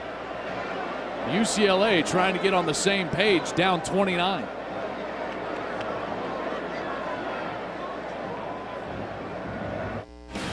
Pac-12 College Football Saturday is brought to you by Geico. 15 minutes could save you 15% or more on car insurance. And by Dr. Pepper. Dr. Pepper is giving away over $1 million in tuition. Go to drpepper.com for details. 4th down and 3 after the timeout. What did Rick Neuheisel draw up? They need 3 yards to keep this drive alive. In and out of the hands of Rosario. And the pressure came from Wes Horton off the edge, number 96. And Nickel Roby with another big play. Already had a sack on this possession, and Petros, Monty Kiffin has got some players with USC. These young freshman linebackers have really inspired this defense. Well, that's the truth, Joel. The freshman linebackers have been a great bonus. Monty Kiffin really struggled last year adjusting to what was the Pac-10 and all the different offenses. The Pac-12 has been great to him, though. His defense has stepped this year. USC takes over downs at their own 48-yard line. Back to pass, Barkley wants a home run ball, double coverage up top, incomplete. Overthrew the streaking Robert Woods. Matt Barkley aired that ball out, Joel, 55, maybe 57 yards. That was the correct throw. He was double covered, and he wanted to take the shot anyway, so he threw the ball where it was either going to be incomplete or his player could get it. There was no chance that UCLA was going to run that ball down. So an excellent decision from Matt Barkley on the deep ball. 3 touchdown throws in the first half for Barkley. Went for his 4th. Now he's pedaled back again at his own 40-yard line. Another deep ball. He's got man coverage this time. Flag is down, and the ball is in the hands of Marquise Lee.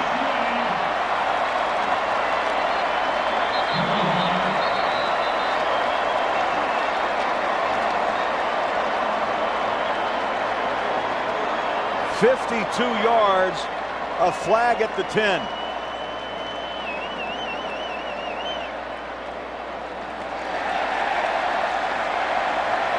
Touchdown Trojans. Calling a holding on Sheldon Price. Number 22. 2 deep shots in a row. This one to true freshman Marquise Lee. There's the hold. Excellent call. It looked live like Marquise Lee might have gotten away with a push-off, but on the replay, it was a clear hold by Sheldon Price. Touchdown Trojans. Point after attempt and through the uprights. 35-0. Barkley, 4 touchdowns, 267 yards. 2 of those touchdowns to Marquise Lee. Very emotional Trojan sideline tonight, up 36. This is the final game of the season for USC. NCAA sanctions, no postseason play for USC. That cloud will lift next year, and I don't know what's going to happen with Barkley and Kiffin, but maybe this is their farewell song tonight. And Barkley, terrific football game to this point. Josh Smith at the 20, cuts and is hit from behind at the 25-yard line, a return of 19. Let's check out the Bank of the West Pac-12 Players of the Week, and could it be Marquise Lee?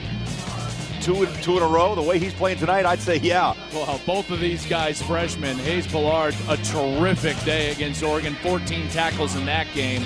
Marquise Lee was sensational, and he's maybe been even better tonight against crosstown rival UCLA. What a bright future that young man has. UCLA goes back to work, balls on the turf. Not a good exchange by Franklin and Prince. Recovered by the Bruins back at the 24-yard line. UCLA completely out of sorts. They've had no rhythm.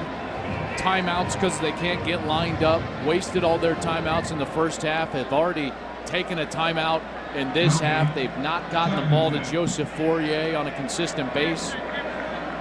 Kevin Prince, when he's had open receivers tonight, Craig, he's overthrown them. Play clock to 5. And the play clock's to 2. Just got it off. Prince in the pocket. Fires across and makes the reception. Rosario at the 45-yard line. 1st and 10, UCLA after a pickup of 22. You look at this ball club, USC, and the fans. One more year. They want number 7 around. Because if he were to come back, granted, he's probably going to be a top 5 pick in the draft if he decides to leave. But if he comes back, this unquestionably, with the way that they're playing late in the season, would be a top 5 team preseason next year. Fourier goes in motion. Little dump down. Coleman nowhere to run. Could not turn upfield as Lamar Dawson, middle linebacker, made the tackle. Petros, these linebackers I'm so impressed with. It was just a few years ago that USC was linebacker U with all those guys we're seeing in the NFL. They've reloaded right away. Certainly it's been a great job. Lamar Dawson became a starter versus Washington and really took over. Number 55 is a big deal here at USC. That's what Chris Claiborne and Junior Seau wore. And Hayes Pollard and Dion Bailey, I mean, these guys, like you said, they'll tackle you with their neck if they have to. They are fly-around type of guys, and here comes Prince out of the pocket. Turns on the motor, and Stutter steps out of bounds at midfield. Now, this is a good group. Not the biggest of linebackers, more like strong free safety types. Joel at 6 feet is Bailey, 200 pounds. Dawson's the big kid at 235, and Pollard goes 2 1/4. But boy, they fly around and go sideline to sideline.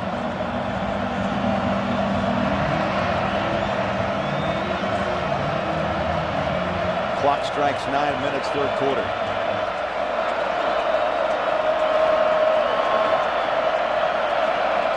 Trojans having fun, up by a count of 36-0.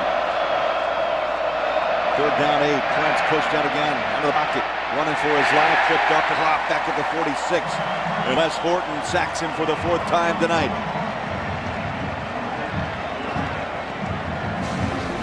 A lot of credit goes to these young linebackers, but the pass rush for USC has been relentless tonight on Kevin Prince.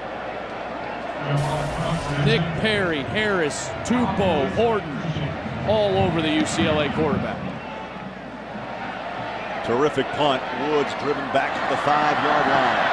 Woods, he'll slip and slide to the 13-yard line. Joel, what makes one Mr. Barkley so good? Well, I think it's 3 things. One, it's his ability to utilize the offense, trying to get double moves, sees the defense take off to the left, and he comes through his progression to the right side and makes the completion. Then it's moving the defense, taking the linebacker where he wants him to go, clearing out a patch of grass in order for him to throw a nice ball right into that area accurately for a completion and moving the chains. And then it's his arm strength, the skill level from the 35-yard line, legs spread out. He's only got a small lane there to fit the ball into the goal line. He's able to do so to Robert Woods. This guy has all 3 attributes. He knows his offense, good arm strength, and he can manipulate the defense with his eyes. Everything an NFL scout or GM would want to see. Another personal foul whistled against USC on that punt, and that pushes the Trojans back inside their own 10-yard line, and the chant continues. Barkley, 1 more year. He'll step up and throw. Busted play.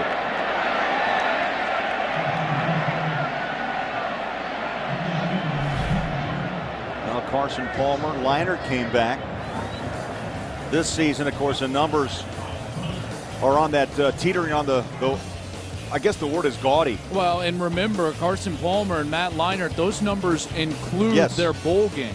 Matt Barkley not going to have that luxury. This guy's late season play sets the record for USC in passing yards against Arizona, 6 touchdowns against Colorado. Really marquee performance against Oregon, and then he's sensational here tonight. McNeil gets the carry. Wiggles his way out to the 12-yard line. You know, a lot of the press at the beginning of the season, of course, when you're on probation, you just kind of, check mark USC off your map. But week by week, Barkley just continues to build and build a lot of momentum. I think that the Heisman Trophy is won in the second half of the season.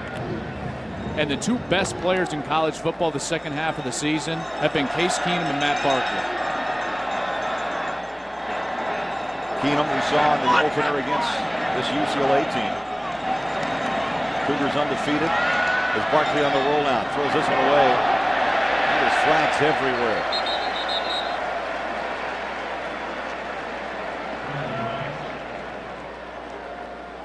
Dayton Jones brought some heat for UCLA.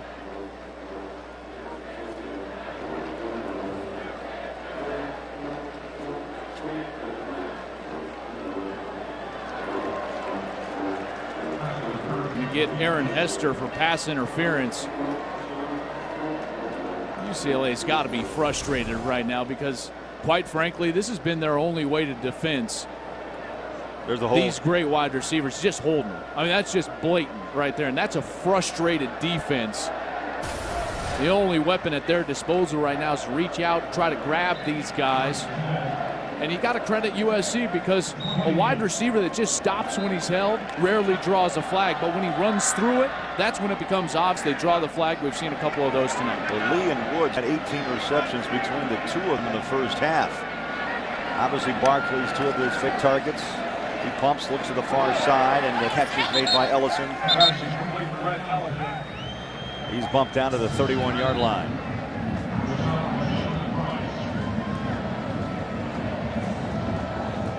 A lot of the talk will be surrounding Matt Barkley, what he's going to do after tonight's ball game. But let's remember, you got to give him a lot of credit for the way he's played and led this team through the last 2 years. Yes.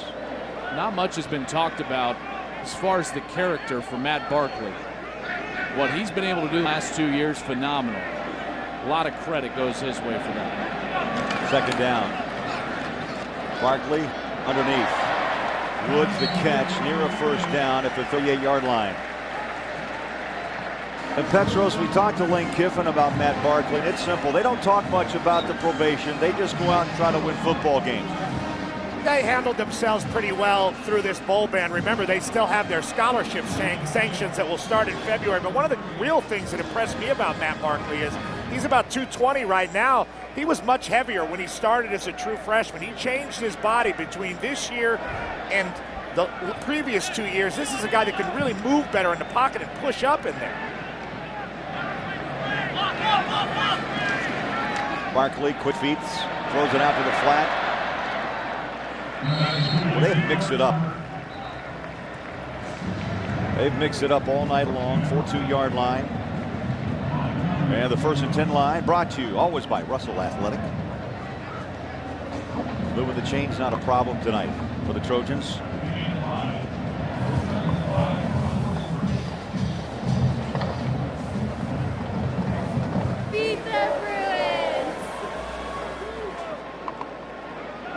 A pickup of 5, 2nd and 5. In motion goes Ellison.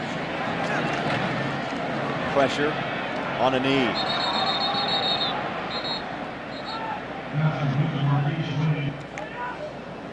Lead down after the catch. Tonight's broadcast is on AFN, the American Forces Network, broadcasting to the U.S. Armed Forces, serving in 175 countries and aboard ships at sea. They're watching around the world in Iraq, Germany, Italy, Southwest Asia, South Korea, and Japan, and we like to welcome them and thank them for their service. Especially on this Thanksgiving weekend. Yes. Been a tremendous weekend of football. Thank all of those out there serving our country so diligently around the world. Tyler lines up alongside Barkley. Pumps over the top. Right on the hands. Beautiful catch. Lee on his gun. 20, 15, 10, 5. Dives. And he's out of bounds. Marked by the side judge at the 4-yard line. 58 yards. What a catch by Lee. What protection from the front 5 for USC, allowing Barkley that extra half second to throw the ball off his back foot with tremendous touch. And then true freshman said right at the 4-yard line, did step out with that left foot. But how about the athletic play just to get it down that far to have a chance at the pylon? This kid is sensational. 12 catches, 213 yards. With still 4 minutes to play in the third quarter. Tyler lines up in the power and now whistles.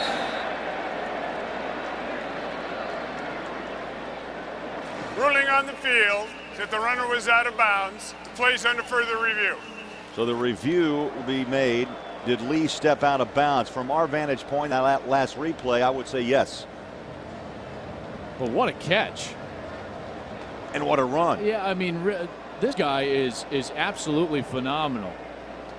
He will absolutely be a freshman All-American. Here's the still frame of him at the 4-yard line, left foot, what looks to be on the white chalk. Now he's in at the 7. He's out at the 4.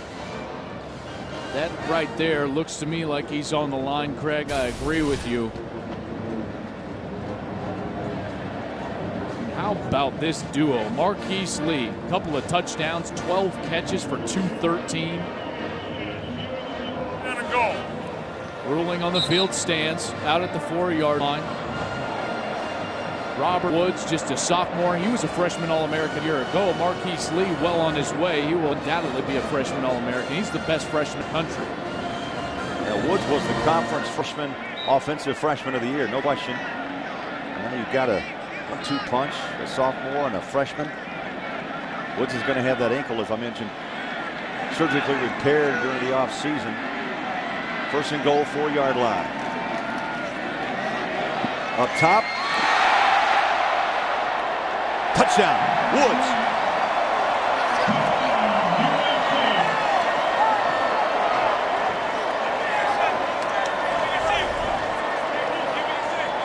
Barkley put the touch and a little air underneath. A great concentration, Joel, by Robert Woods. What a fantastic catch. And the body control to get the foot down. Robert Woods and Marquise Lee putting on a show in the Coliseum with their junior quarterback, Matt Barkley. 5th touchdown, 339 yards. Extra point, splits the uprights.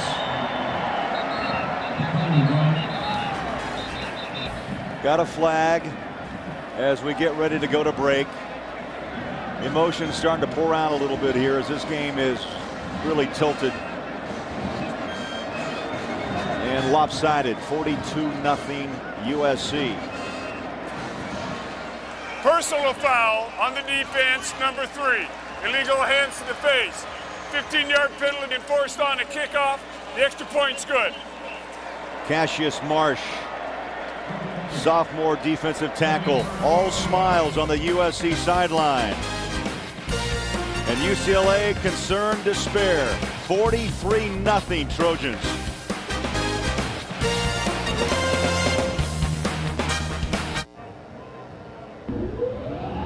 Coors Light says don't get flagged for breaking law. It's a cold, hard fact. 21 means 21. So keep yourself and your friends in the game.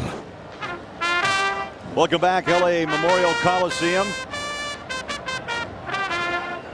I guess the Trojans are, well, tooting their own horn. Why not? Up 43-0 on UCLA. Very impressive.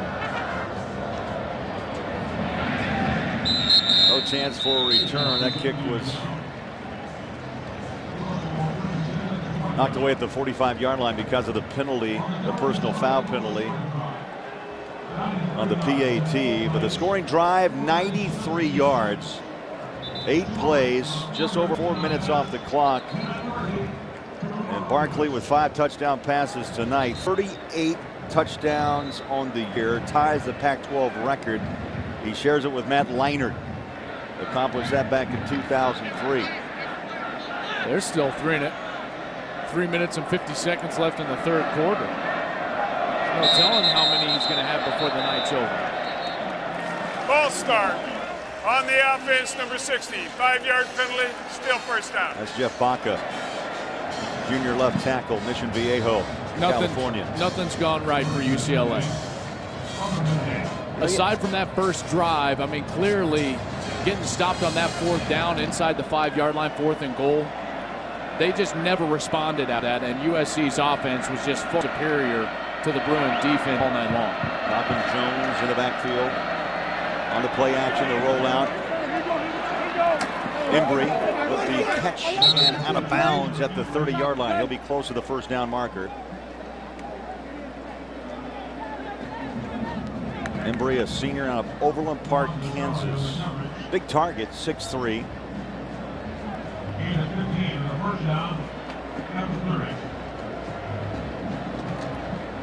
Clock under 4 minutes here in the 3rd.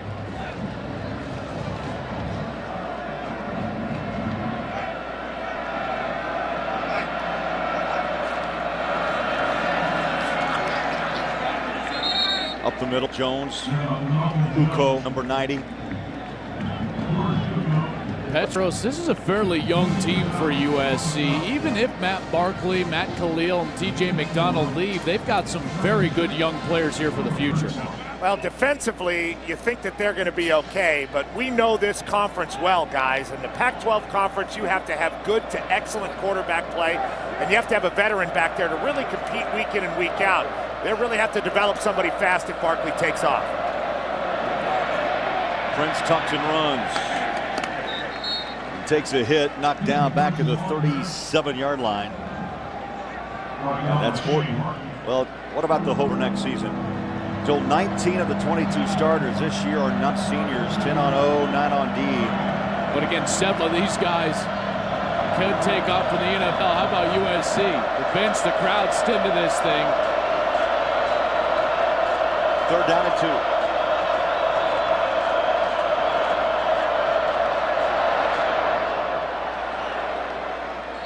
Incomplete. That brings up 4th down for Rick Neuheisel. He's going to bring on the punt team of Jeff Locke. Frustrating night for UCLA. Clearly USC the better team right now, but effort level for the Bruins has not been there. That's very frustrating for a head coach. Good punt. Roby takes it 19-yard line, heads to the near side. He's got room 30, 35, 40. Dragged out of bounds at the 42-yard line. A 43-yard punt, 23-yard return. Matt Barkley could have been his last time walking in this stadium. Emotional start to the game, the long touchdown to Marquise Lee. I've been impressed with the touch passes and the moxie, knowing where he's at in the pocket, knowing where he's at on the field, and delivering the ball with accuracy to his playmakers and allowing them the opportunity to make plays. This guy's been absolutely sensational tonight. No one's played better over the last 2 weeks of the season in the entire country than Matt Barkley. Another penalty whistled. Personal foul against USC, so they're going to march this ball back at the 27-yard line. 79 career touchdown passes, 5 tonight. And still on the field with just under 2 minutes to play in the 3rd. USC opens in the eye. Once more, Barkley underneath. Second effort, breaking out of a tackle is Telford. The tight end should have been dropped around the 30-yard line, but on second effort, Joel picks up 5 extra yards. And another thing that's so impressive about Barkley, he came in with all these expectations as a true freshman. And Petros, as you know, with this program, all eyes on USC, very tough to do. It's very interesting. Pete Carroll came in and really had a plan for Matt Barkley, wanted to start him and kind of set him up as a savior for a program that didn't need one. I think it set him back, but Lane Kiffin's done a great job with it. 2nd down 2. A rare running play as McNeil is tied up and dropped. He'll lose 2 back to the 32. Zumwalt and Carter in on the tackle. It's interesting you say that because it's not necessarily Lane Kiffin calling pass plays. Remember, can't even count how many times he's called a run play with the option for Matt Barkley to stand up and throw the ball to the outside. He's just giving his players the opportunity to be successful, and Matt Barkley is putting them in the right situations with the football. But what you're seeing now, the corners are playing up on the receiver more than they did in the first half of play. There's another underneath throw. And again, Telfer with the reception. He knew where the sticks were, and he moves them as he just slides by the 38-yard line. We saw a lot of soft play on the corners in the first half. Yeah, easy throws on the outside. That's why we're seeing more designed inside passing. The tight ends getting involved for USC. Barkley doing a nice job getting through his progression. Now with the clock winding down in the 3rd, they don't even have to snap this football. Barkley takes a look up at the clock and realizes, let's go talk over what we're going to do in the 4th quarter, maybe his last quarter as a USC Trojan. 3 quarters in the books, dominated by USC. This is The Pac-12 College Football Saturday, presented by KFC.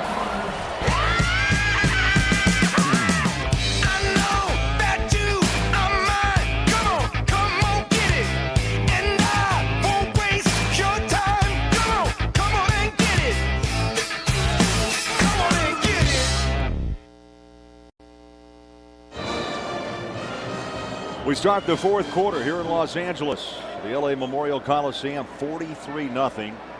And USC in command from the start. They've got a first down at the 39-yard line, led by Barkley. He's thrown 5 touchdown passes. Goes to the air and finds Rhett Ellison. Petros, you have to think what is going through the minds of the UCLA Bruins with this lopsided score, knowing they've got to play Oregon on Friday in the Pac-12 championship game. Well, Rick Neuheisel mentioned as much to me in the tunnel on the way up after the first half. You know, you have to wonder about UCLA. When they saw Utah lose to Colorado yesterday, they might have lost some of the competitive do-or-die edge that they would have come into this game with. They just haven't had it. Well, USC has had that competitive edge. Quick throw, far side, on the hands of Lee. They continue, Joel, to play hard. I mean, they're pushing and taking that extra step, grinding out extra yards to the 40-yard line. One team is playing with a sense of urgency, especially on the outside with the skill position players. Marquise Lee, 13 catches now for 225 yards, a couple of touchdown grabs. It's hard to describe the talent level of Marquise Lee. Well, he's dominated, intimidated all night long here on his home field. Now, this will stop play as Barkley took the snap. Timeout, USC. Timeout number 1. And USC will take the timeout. And we'll step aside. 14:03 to play. Is this Barkley's last game? Stay tuned. Craig Bolerjack, Joe Klatt, Petros Papadakis back here in Los Angeles with 14 minutes to play. USC with the football up by 43 on UCLA. Barkley, 2-step drop, up top he goes, wide open. Goodbye. Robert Woods, touchdown.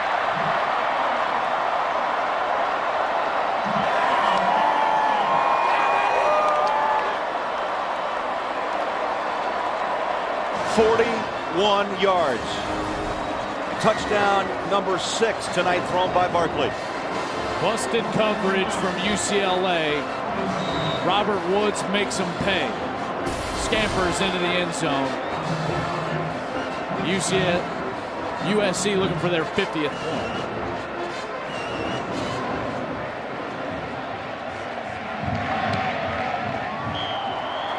Kick is up and true. And Barkley's big night continues. 41 yards. Woods wide open. Trots into the end zone.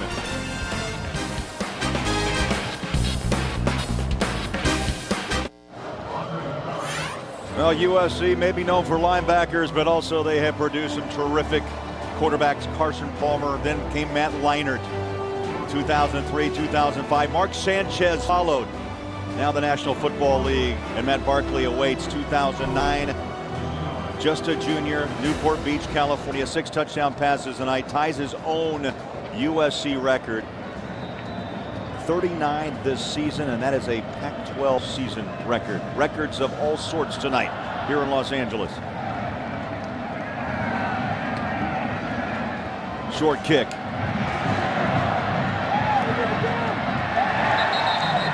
And even the special teams, Joel, continues to play hard and scrappy with a 50-point lead. Let's take a look at the Toyota playbook. This was that long play to Marquise Lee. He's in the slot, and he's going to find an opening right down the hash. I thought the key was the protection, because what Matt Barkley did was wait a half beat, sit there and then drop the ball with a little bit of touch in order for Marquise Lee to cut across the middle and go catch that ball. He took it all the way down to the 4-yard line. Robert Woods caught the fade pass. Matt Barkley and that offense in such a good rhythm. Friends hands off. Malcolm Jones Those two, a dangerous duo, Batman and Robin. I mean, Marquise Lee and Robert Woods. I was talking with their wide receiver coach, Ted Gilmore. And Ted Gilmore was telling me that these guys work hard. And he said it's such a joy when your two most talented players in the position room are also the hardest workers. The cliche, you play like you practice, and they practice hard. Second down short. Jones turns the corner to the 32-yard line. Nice block by Albert Sid, the right guard, to open up some space.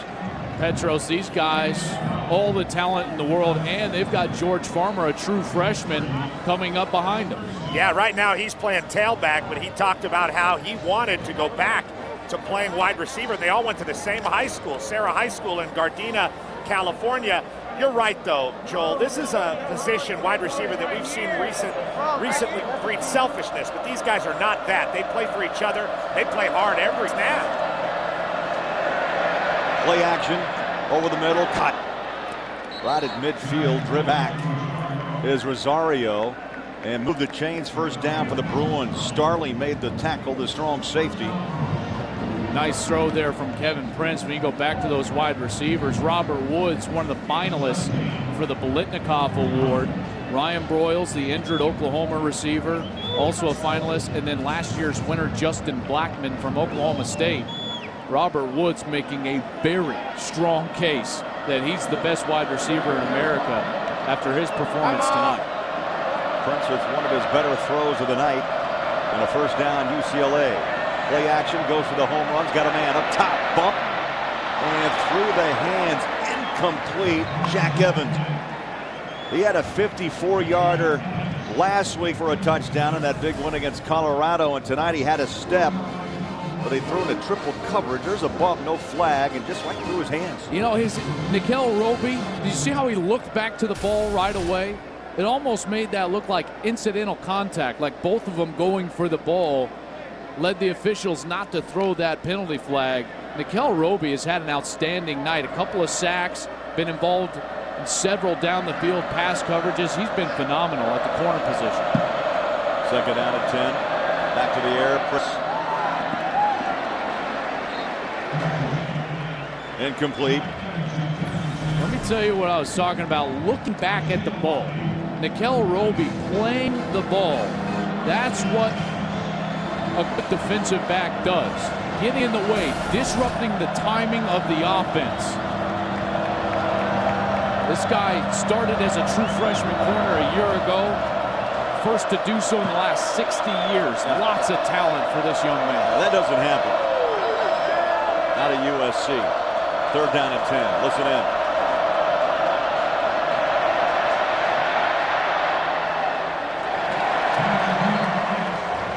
Prince throws it away, and Pollard brought pressure, and it'll be a punting situation for UCLA. Just not enough urgency for the wide receivers for UCLA. They played with no effort tonight. Not getting out of their breaks. Prince has had no help offensively for the UCLA Bruins. Jet Lock at his own 35. Roby awaits. Punt came off the side of his foot, got a big bounce, took a kick at the 20. 11:38 down the stretch in Los Angeles. USC up big.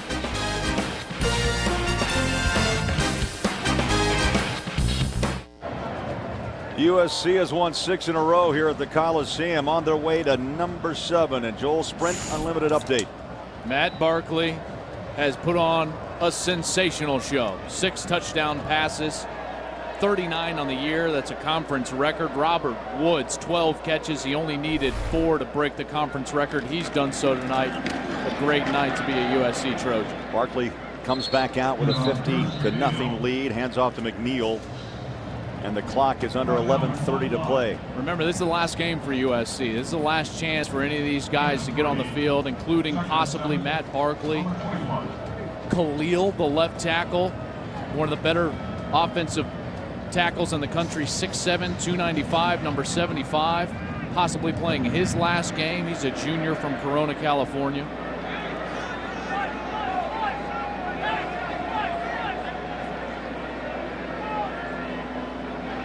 Backs are split. Now the motion man is Lee. 2nd down 7. Dive it in off the right side to Meal. They'll mark him at the 25.5. They'll need 3 yards to move the chains, and the clock runs. I think that Lane Kiffin wants to run a couple more series and then allow Matt Barkley the opportunity to come off the field in the middle of a series to an ovation here in his home stadium.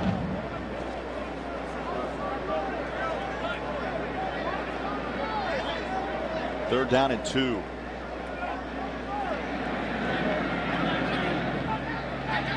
Lee in motion, sets up far side. Spinning, but could not escape is McNeil.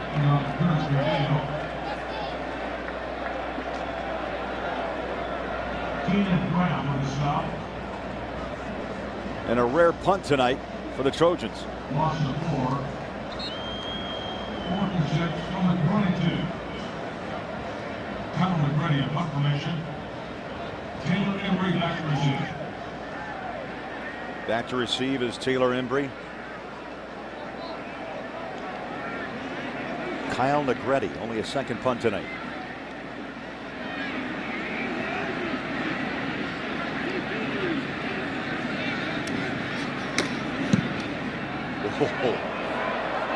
Launched it. Big bounce, takes a left-handed turn at the 20, and they're going to mark it down around the 17-yard line. 62-yard punt. Big night for Barkley and the USC Trojans. 6 touchdowns in his pocket. 9:16 to play.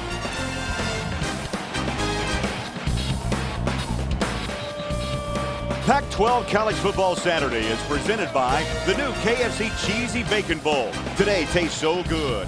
And brought to you in part by Russell Athletic, who reminds you that together we are.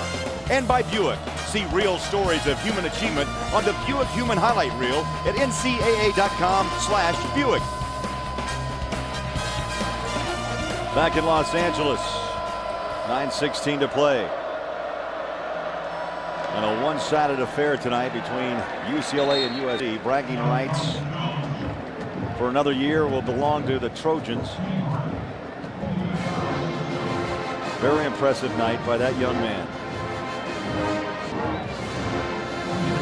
In fact, all season long. 39 touchdown passes. Conference record.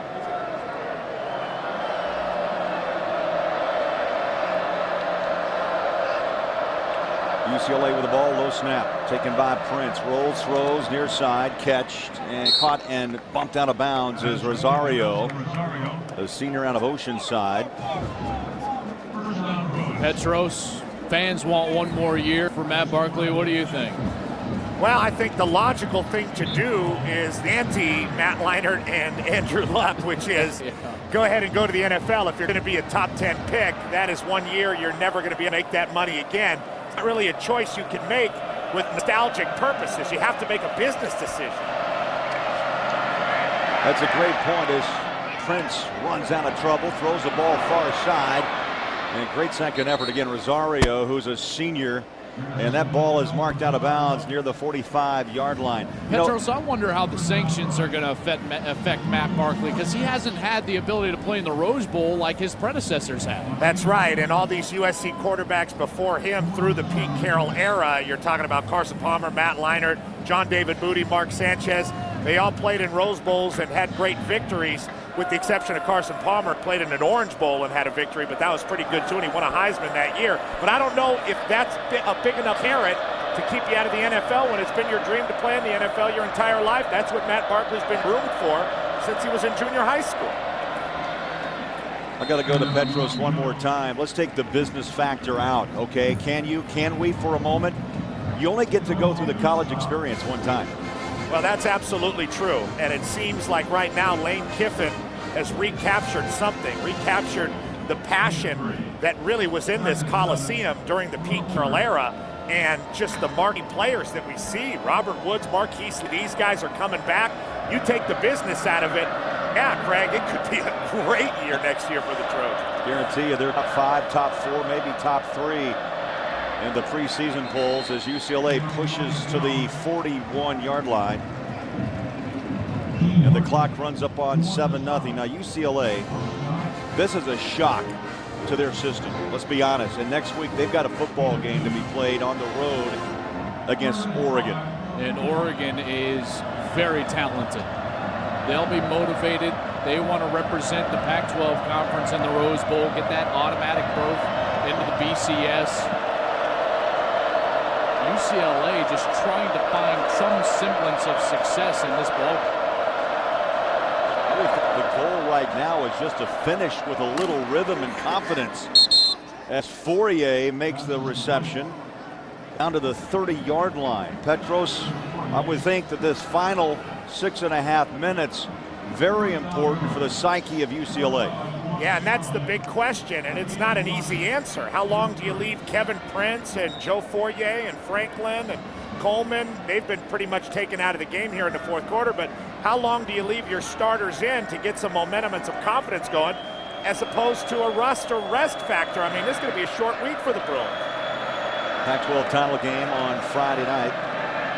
Fox Television, far side throw. Oh, what a stick on Evans. I mean, Roby's had a terrific night. Give him a game ball after he put the pads right in the middle of Shaq Evans. Honorable mention freshman All-American a year ago, and he's been all over the place. They've used him in the blitz game, sacking the quarterback a couple of times, and I love when a corner stands in there and plays physical on the outside.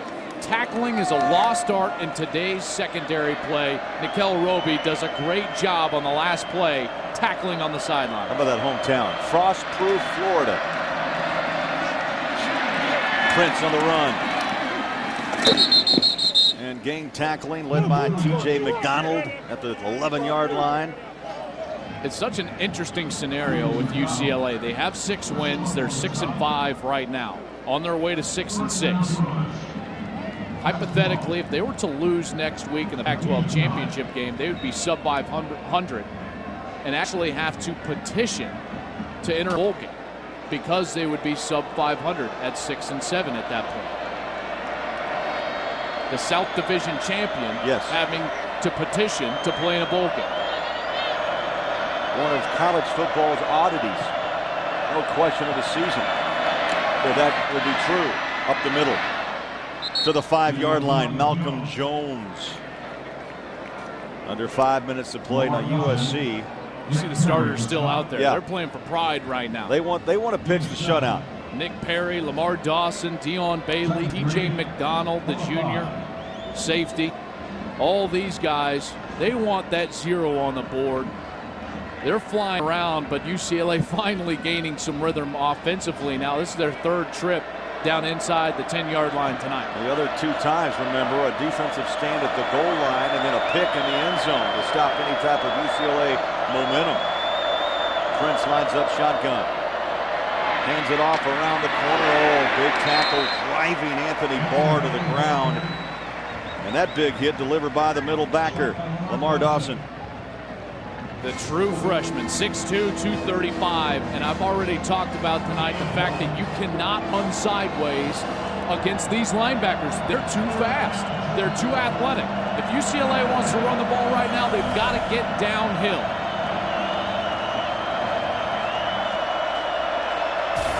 Crowd is up on 3rd and 2. And Timeout. USC will call a timeout. Timeout number 2. 30-second timeout, a 30-second timeout. Tomorrow, don't forget, on Fox NFL Sunday, the Vikings will head to Atlanta to take on Matt Ryan and the Falcons. Or the Bears look to keep pace in the NFC wildcard race as they battle the AFC West leading Raiders. Coverage begins this week with the Built Ford Fox NFL Sunday pregame show at high noon Eastern, 9 a.m. Pacific. Make sure you check your local listings for the game and the start time in your area. A couple of those quarterbacks we've talked about right at the center of attention for their teams. The Texans, Matt Leinart stepping in. Carson Palmer being traded over to Oakland. Those 2 guys going to be right in the thick of the AFC playoff race down the stretch.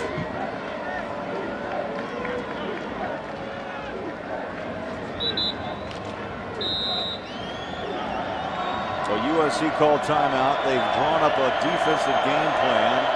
Still looking for the shutout against UCLA tonight. 3rd down and 2.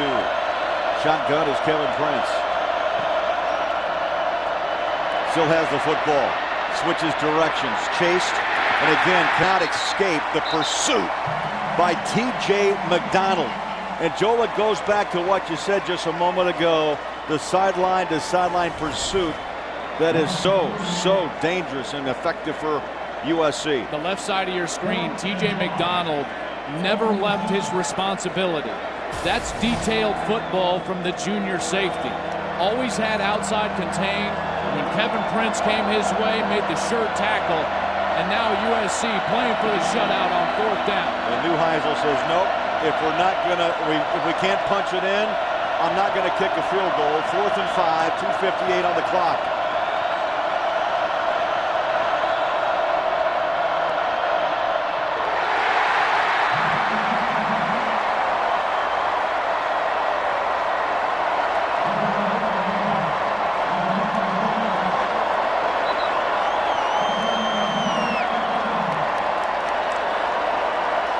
Prince threw that ball in the crowd, and there was T.J. McDonald.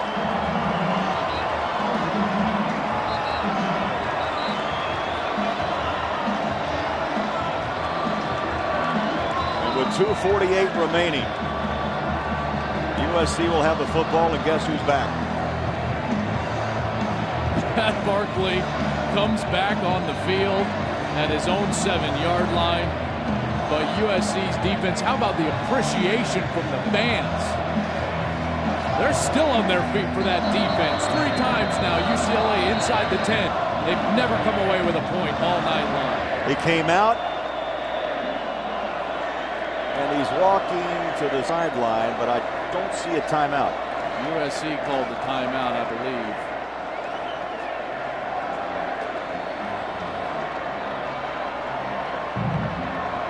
Barkley walks over to talk with Lane Kiffin. And time for the Coors Light freeze cam. And yes, it involves one Matt Barkley. This was a 4th down play. They lined up in a field goal formation. Matt Barkley, the holder, they faked it. Rhett Ellison in the back of the end zone. He was awful close to the line of scrimmage, but the moxie to know where he was on the field gets it in there for the touchdown. One of his 6 tonight.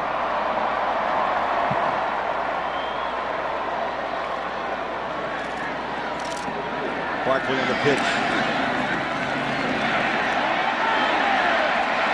2nd and 3rd effort. 11-yard gain by McNeil. Last week, don't forget, Joel, Barkley threw for 323 yards, 4 touchdowns against Oregon. Tonight, 6 touchdowns.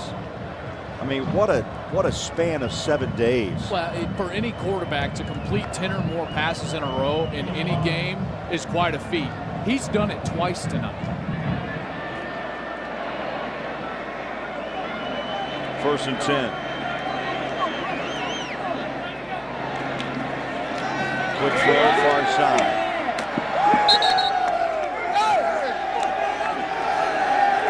You know what? That's what they wanted. They drew that up. That's his cousin. Robbie Blair. How about that? Do you see the excitement? They hit him out of bounds late, but Robbie Blair, Matt Barkley's cousin, they wanting to get that done. He goes in the game. Did you see the excitement from Matt Barkley?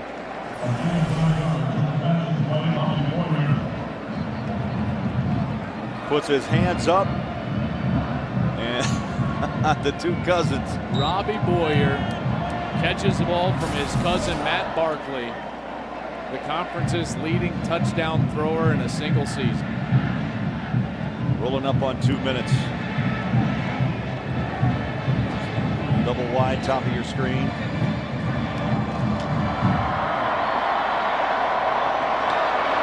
On the pitch, McNeil takes a hit, and a beautiful smackdown by UCLA.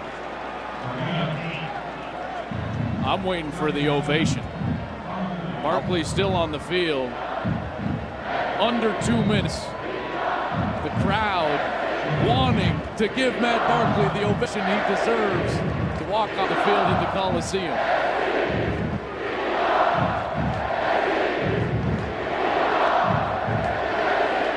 Clock winding under 120. The 1st and 10 line brought to you by Russell Athletic.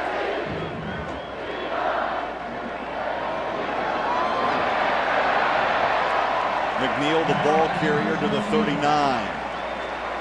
Hilliard with the tackle. Barkley looks at the sideline. I think something's going on that USC sideline. I saw 3 Gatorade showers already. Got an injured Bruin down. That's McKay, now 4. Yeah. That was the last of the 3. Lane Kiffin had already gotten his Gatorade shower. But Joel, you have to really break this down as a former player. I mean, you know, this is the mentality is, hey, look, this is it. Seniors go out. Barkley, they got refills on the sideline. Coming after everybody. Amazing. The last game of the year for USC. But it has to be a bold mentality, does it not? This is it. Well, what a springboard for this program moving forward now. Winning their 10th game. They're going to finish this season 10-2.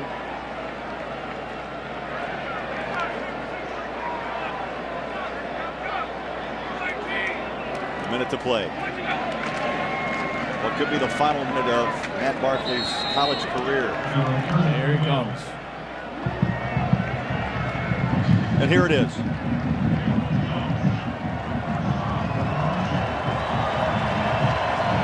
Barkley on his way to the sideline.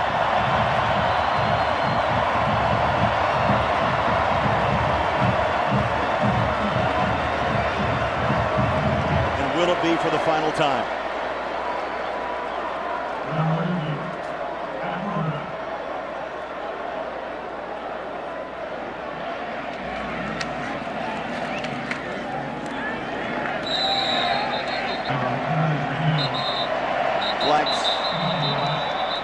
Officials done a nice job tonight keeping this game in order. It's been emotional at times. It could have gotten out of hand, but they've had multiple personal fouls.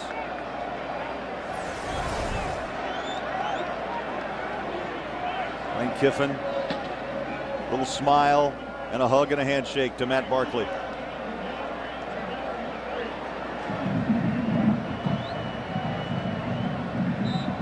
Saying, I need you back. They're talking about it. What do you think? Right now? Well, they were. He'll sit down and have the conversations. That's what he told after us. the game. Yeah. I agree with Petros. He's put himself squarely behind Andrew Luck as the next quarterback that's going to be picked next spring's NFL draft. Lane Kiffin knows it. Could even be the #2 pick overall. Kiffin on his way to shake hands with Rick Neuheisel. Neuheisel has a game to play next Friday against Oregon, the North Division champion. They are the South Division champs, yet losing tonight to USC.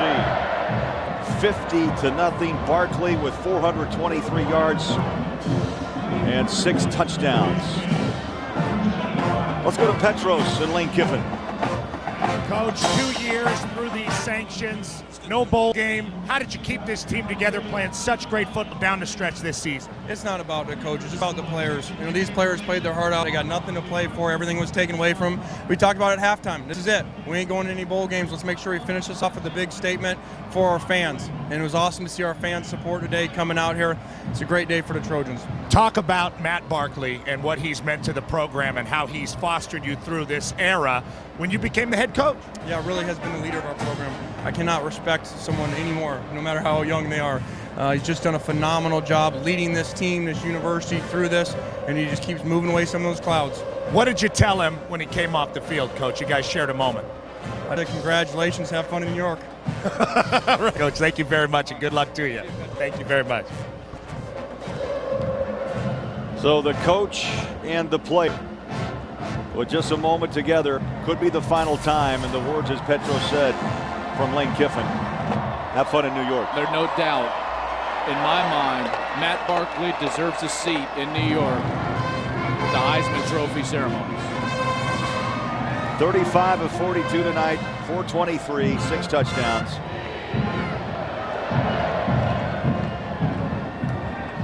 And he's high-fiving around the LA Memorial Coliseum. Yeah, baby. Yeah, baby. Come on. What a moment for him. So emotional. If he does know that this is his last time, the emotions that he's going through, thinking about making the choice to come to USC, his career, all the games, all the wins, and culminating in this fashion. Conference's leading touchdown thrower in a single season. He set a bevy of records at USC. What a moment for Matt Barkley. And Joel, you know about growth. I mean, quarterbacking at Colorado, it takes time to understand the system, and I think the point was well taken. He helped USC through some very difficult times, the probation, but look at the growth of this young man. 14 interceptions, and this year just 7 picks, but the touchdowns just kept on coming. The only thing that surpasses his skill level is his character, leading this football program through everything they've been the last couple of years. What a great moment. Boy, if this is not his last moment on this field, they're going to have a heck of a football team next year, but it sure feels like Here we go. it is. Let's hear from Matt Barkley. Petros, you're down with Matt Barkley. All right, Matt, it's been a couple tough years with sanctions, no bowl games. Talk about how you guys stayed together as a football team and finished that you finished in this football game tonight. Oh, man, what a finish to this season. I mean, I couldn't have anything better. A shutout, versus UCLA, 50 points on the scoreboard. I mean, could you ask for anything better? I don't think so. You got that pass to your cousin, too, Robbie Bayer. That was the biggest play of the game to me. I'm so happy he's earned it. He's been here for 4 years and deserves it. Glad we got all those guys in at the end. 6 touchdowns tonight. What kind of statement do you think you made to get to New York and have a shot at that Heisman Trophy? Oh, we heard that someone was trying to close the gap, so we were trying not to let that happen. Now, you and I talked about it on the radio. We knew this moment was coming, sort of. What are you going to do with your future? How are you going to make that decision about the NFL or stand here at USC? Well, I don't know, man. The night is too special to be thinking about that. That's still a long ways off, and I'll have time to think about that all December. I'm going to enjoy this win tonight. What a great performance. Congratulations to you, Matt. Enjoy it. Craig? All right, thank you, Petros. Matt Barkley, he answered that question as expected. Enjoy the moment. And early in this game, you knew that he was on. That touchdown to Marquise Lee, the moxie on 4th down, and then the terrific accuracy down the field on Marquise Lee's 2nd touchdown. He also had tremendous touch inside the 10-yard line. He was fantastic tonight. UCLA could not cover the talented wide receivers for USC. Lane Kiffin knew it. The fans want one more year with those wide receivers and Matt Barkley throwing them the football. We'll come back with some final thoughts. Dominating win by the USC Trojans.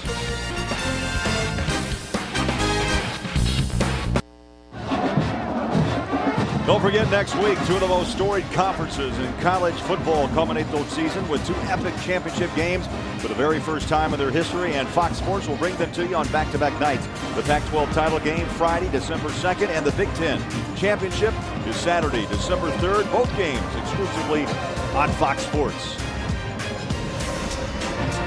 Well, Matt Barkley, reminiscent of Peyton Manning in Knoxville years ago, leading the Trojan band. This has become like a rite of passage at USC for quarterbacks, and he's earned it.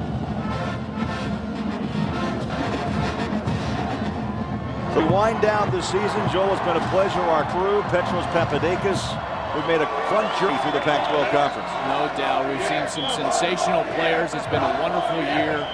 Look forward to watching that game next Friday night as UCLA travels up to face the Oregon Ducks. And it will be an interesting week and a challenging week for Rick Neuheisel and UCLA. Going to have to answer the bell on a short week, but they're playing for hardware, playing for a championship next Friday night. That will do it from Los Angeles, the LA Memorial Coliseum, where tonight USC shuts out UCLA 50-0. For Joel Klatt and Petros Papadakis, I'm Craig Warchak. You've been watching College Football Saturday, presented by KFC.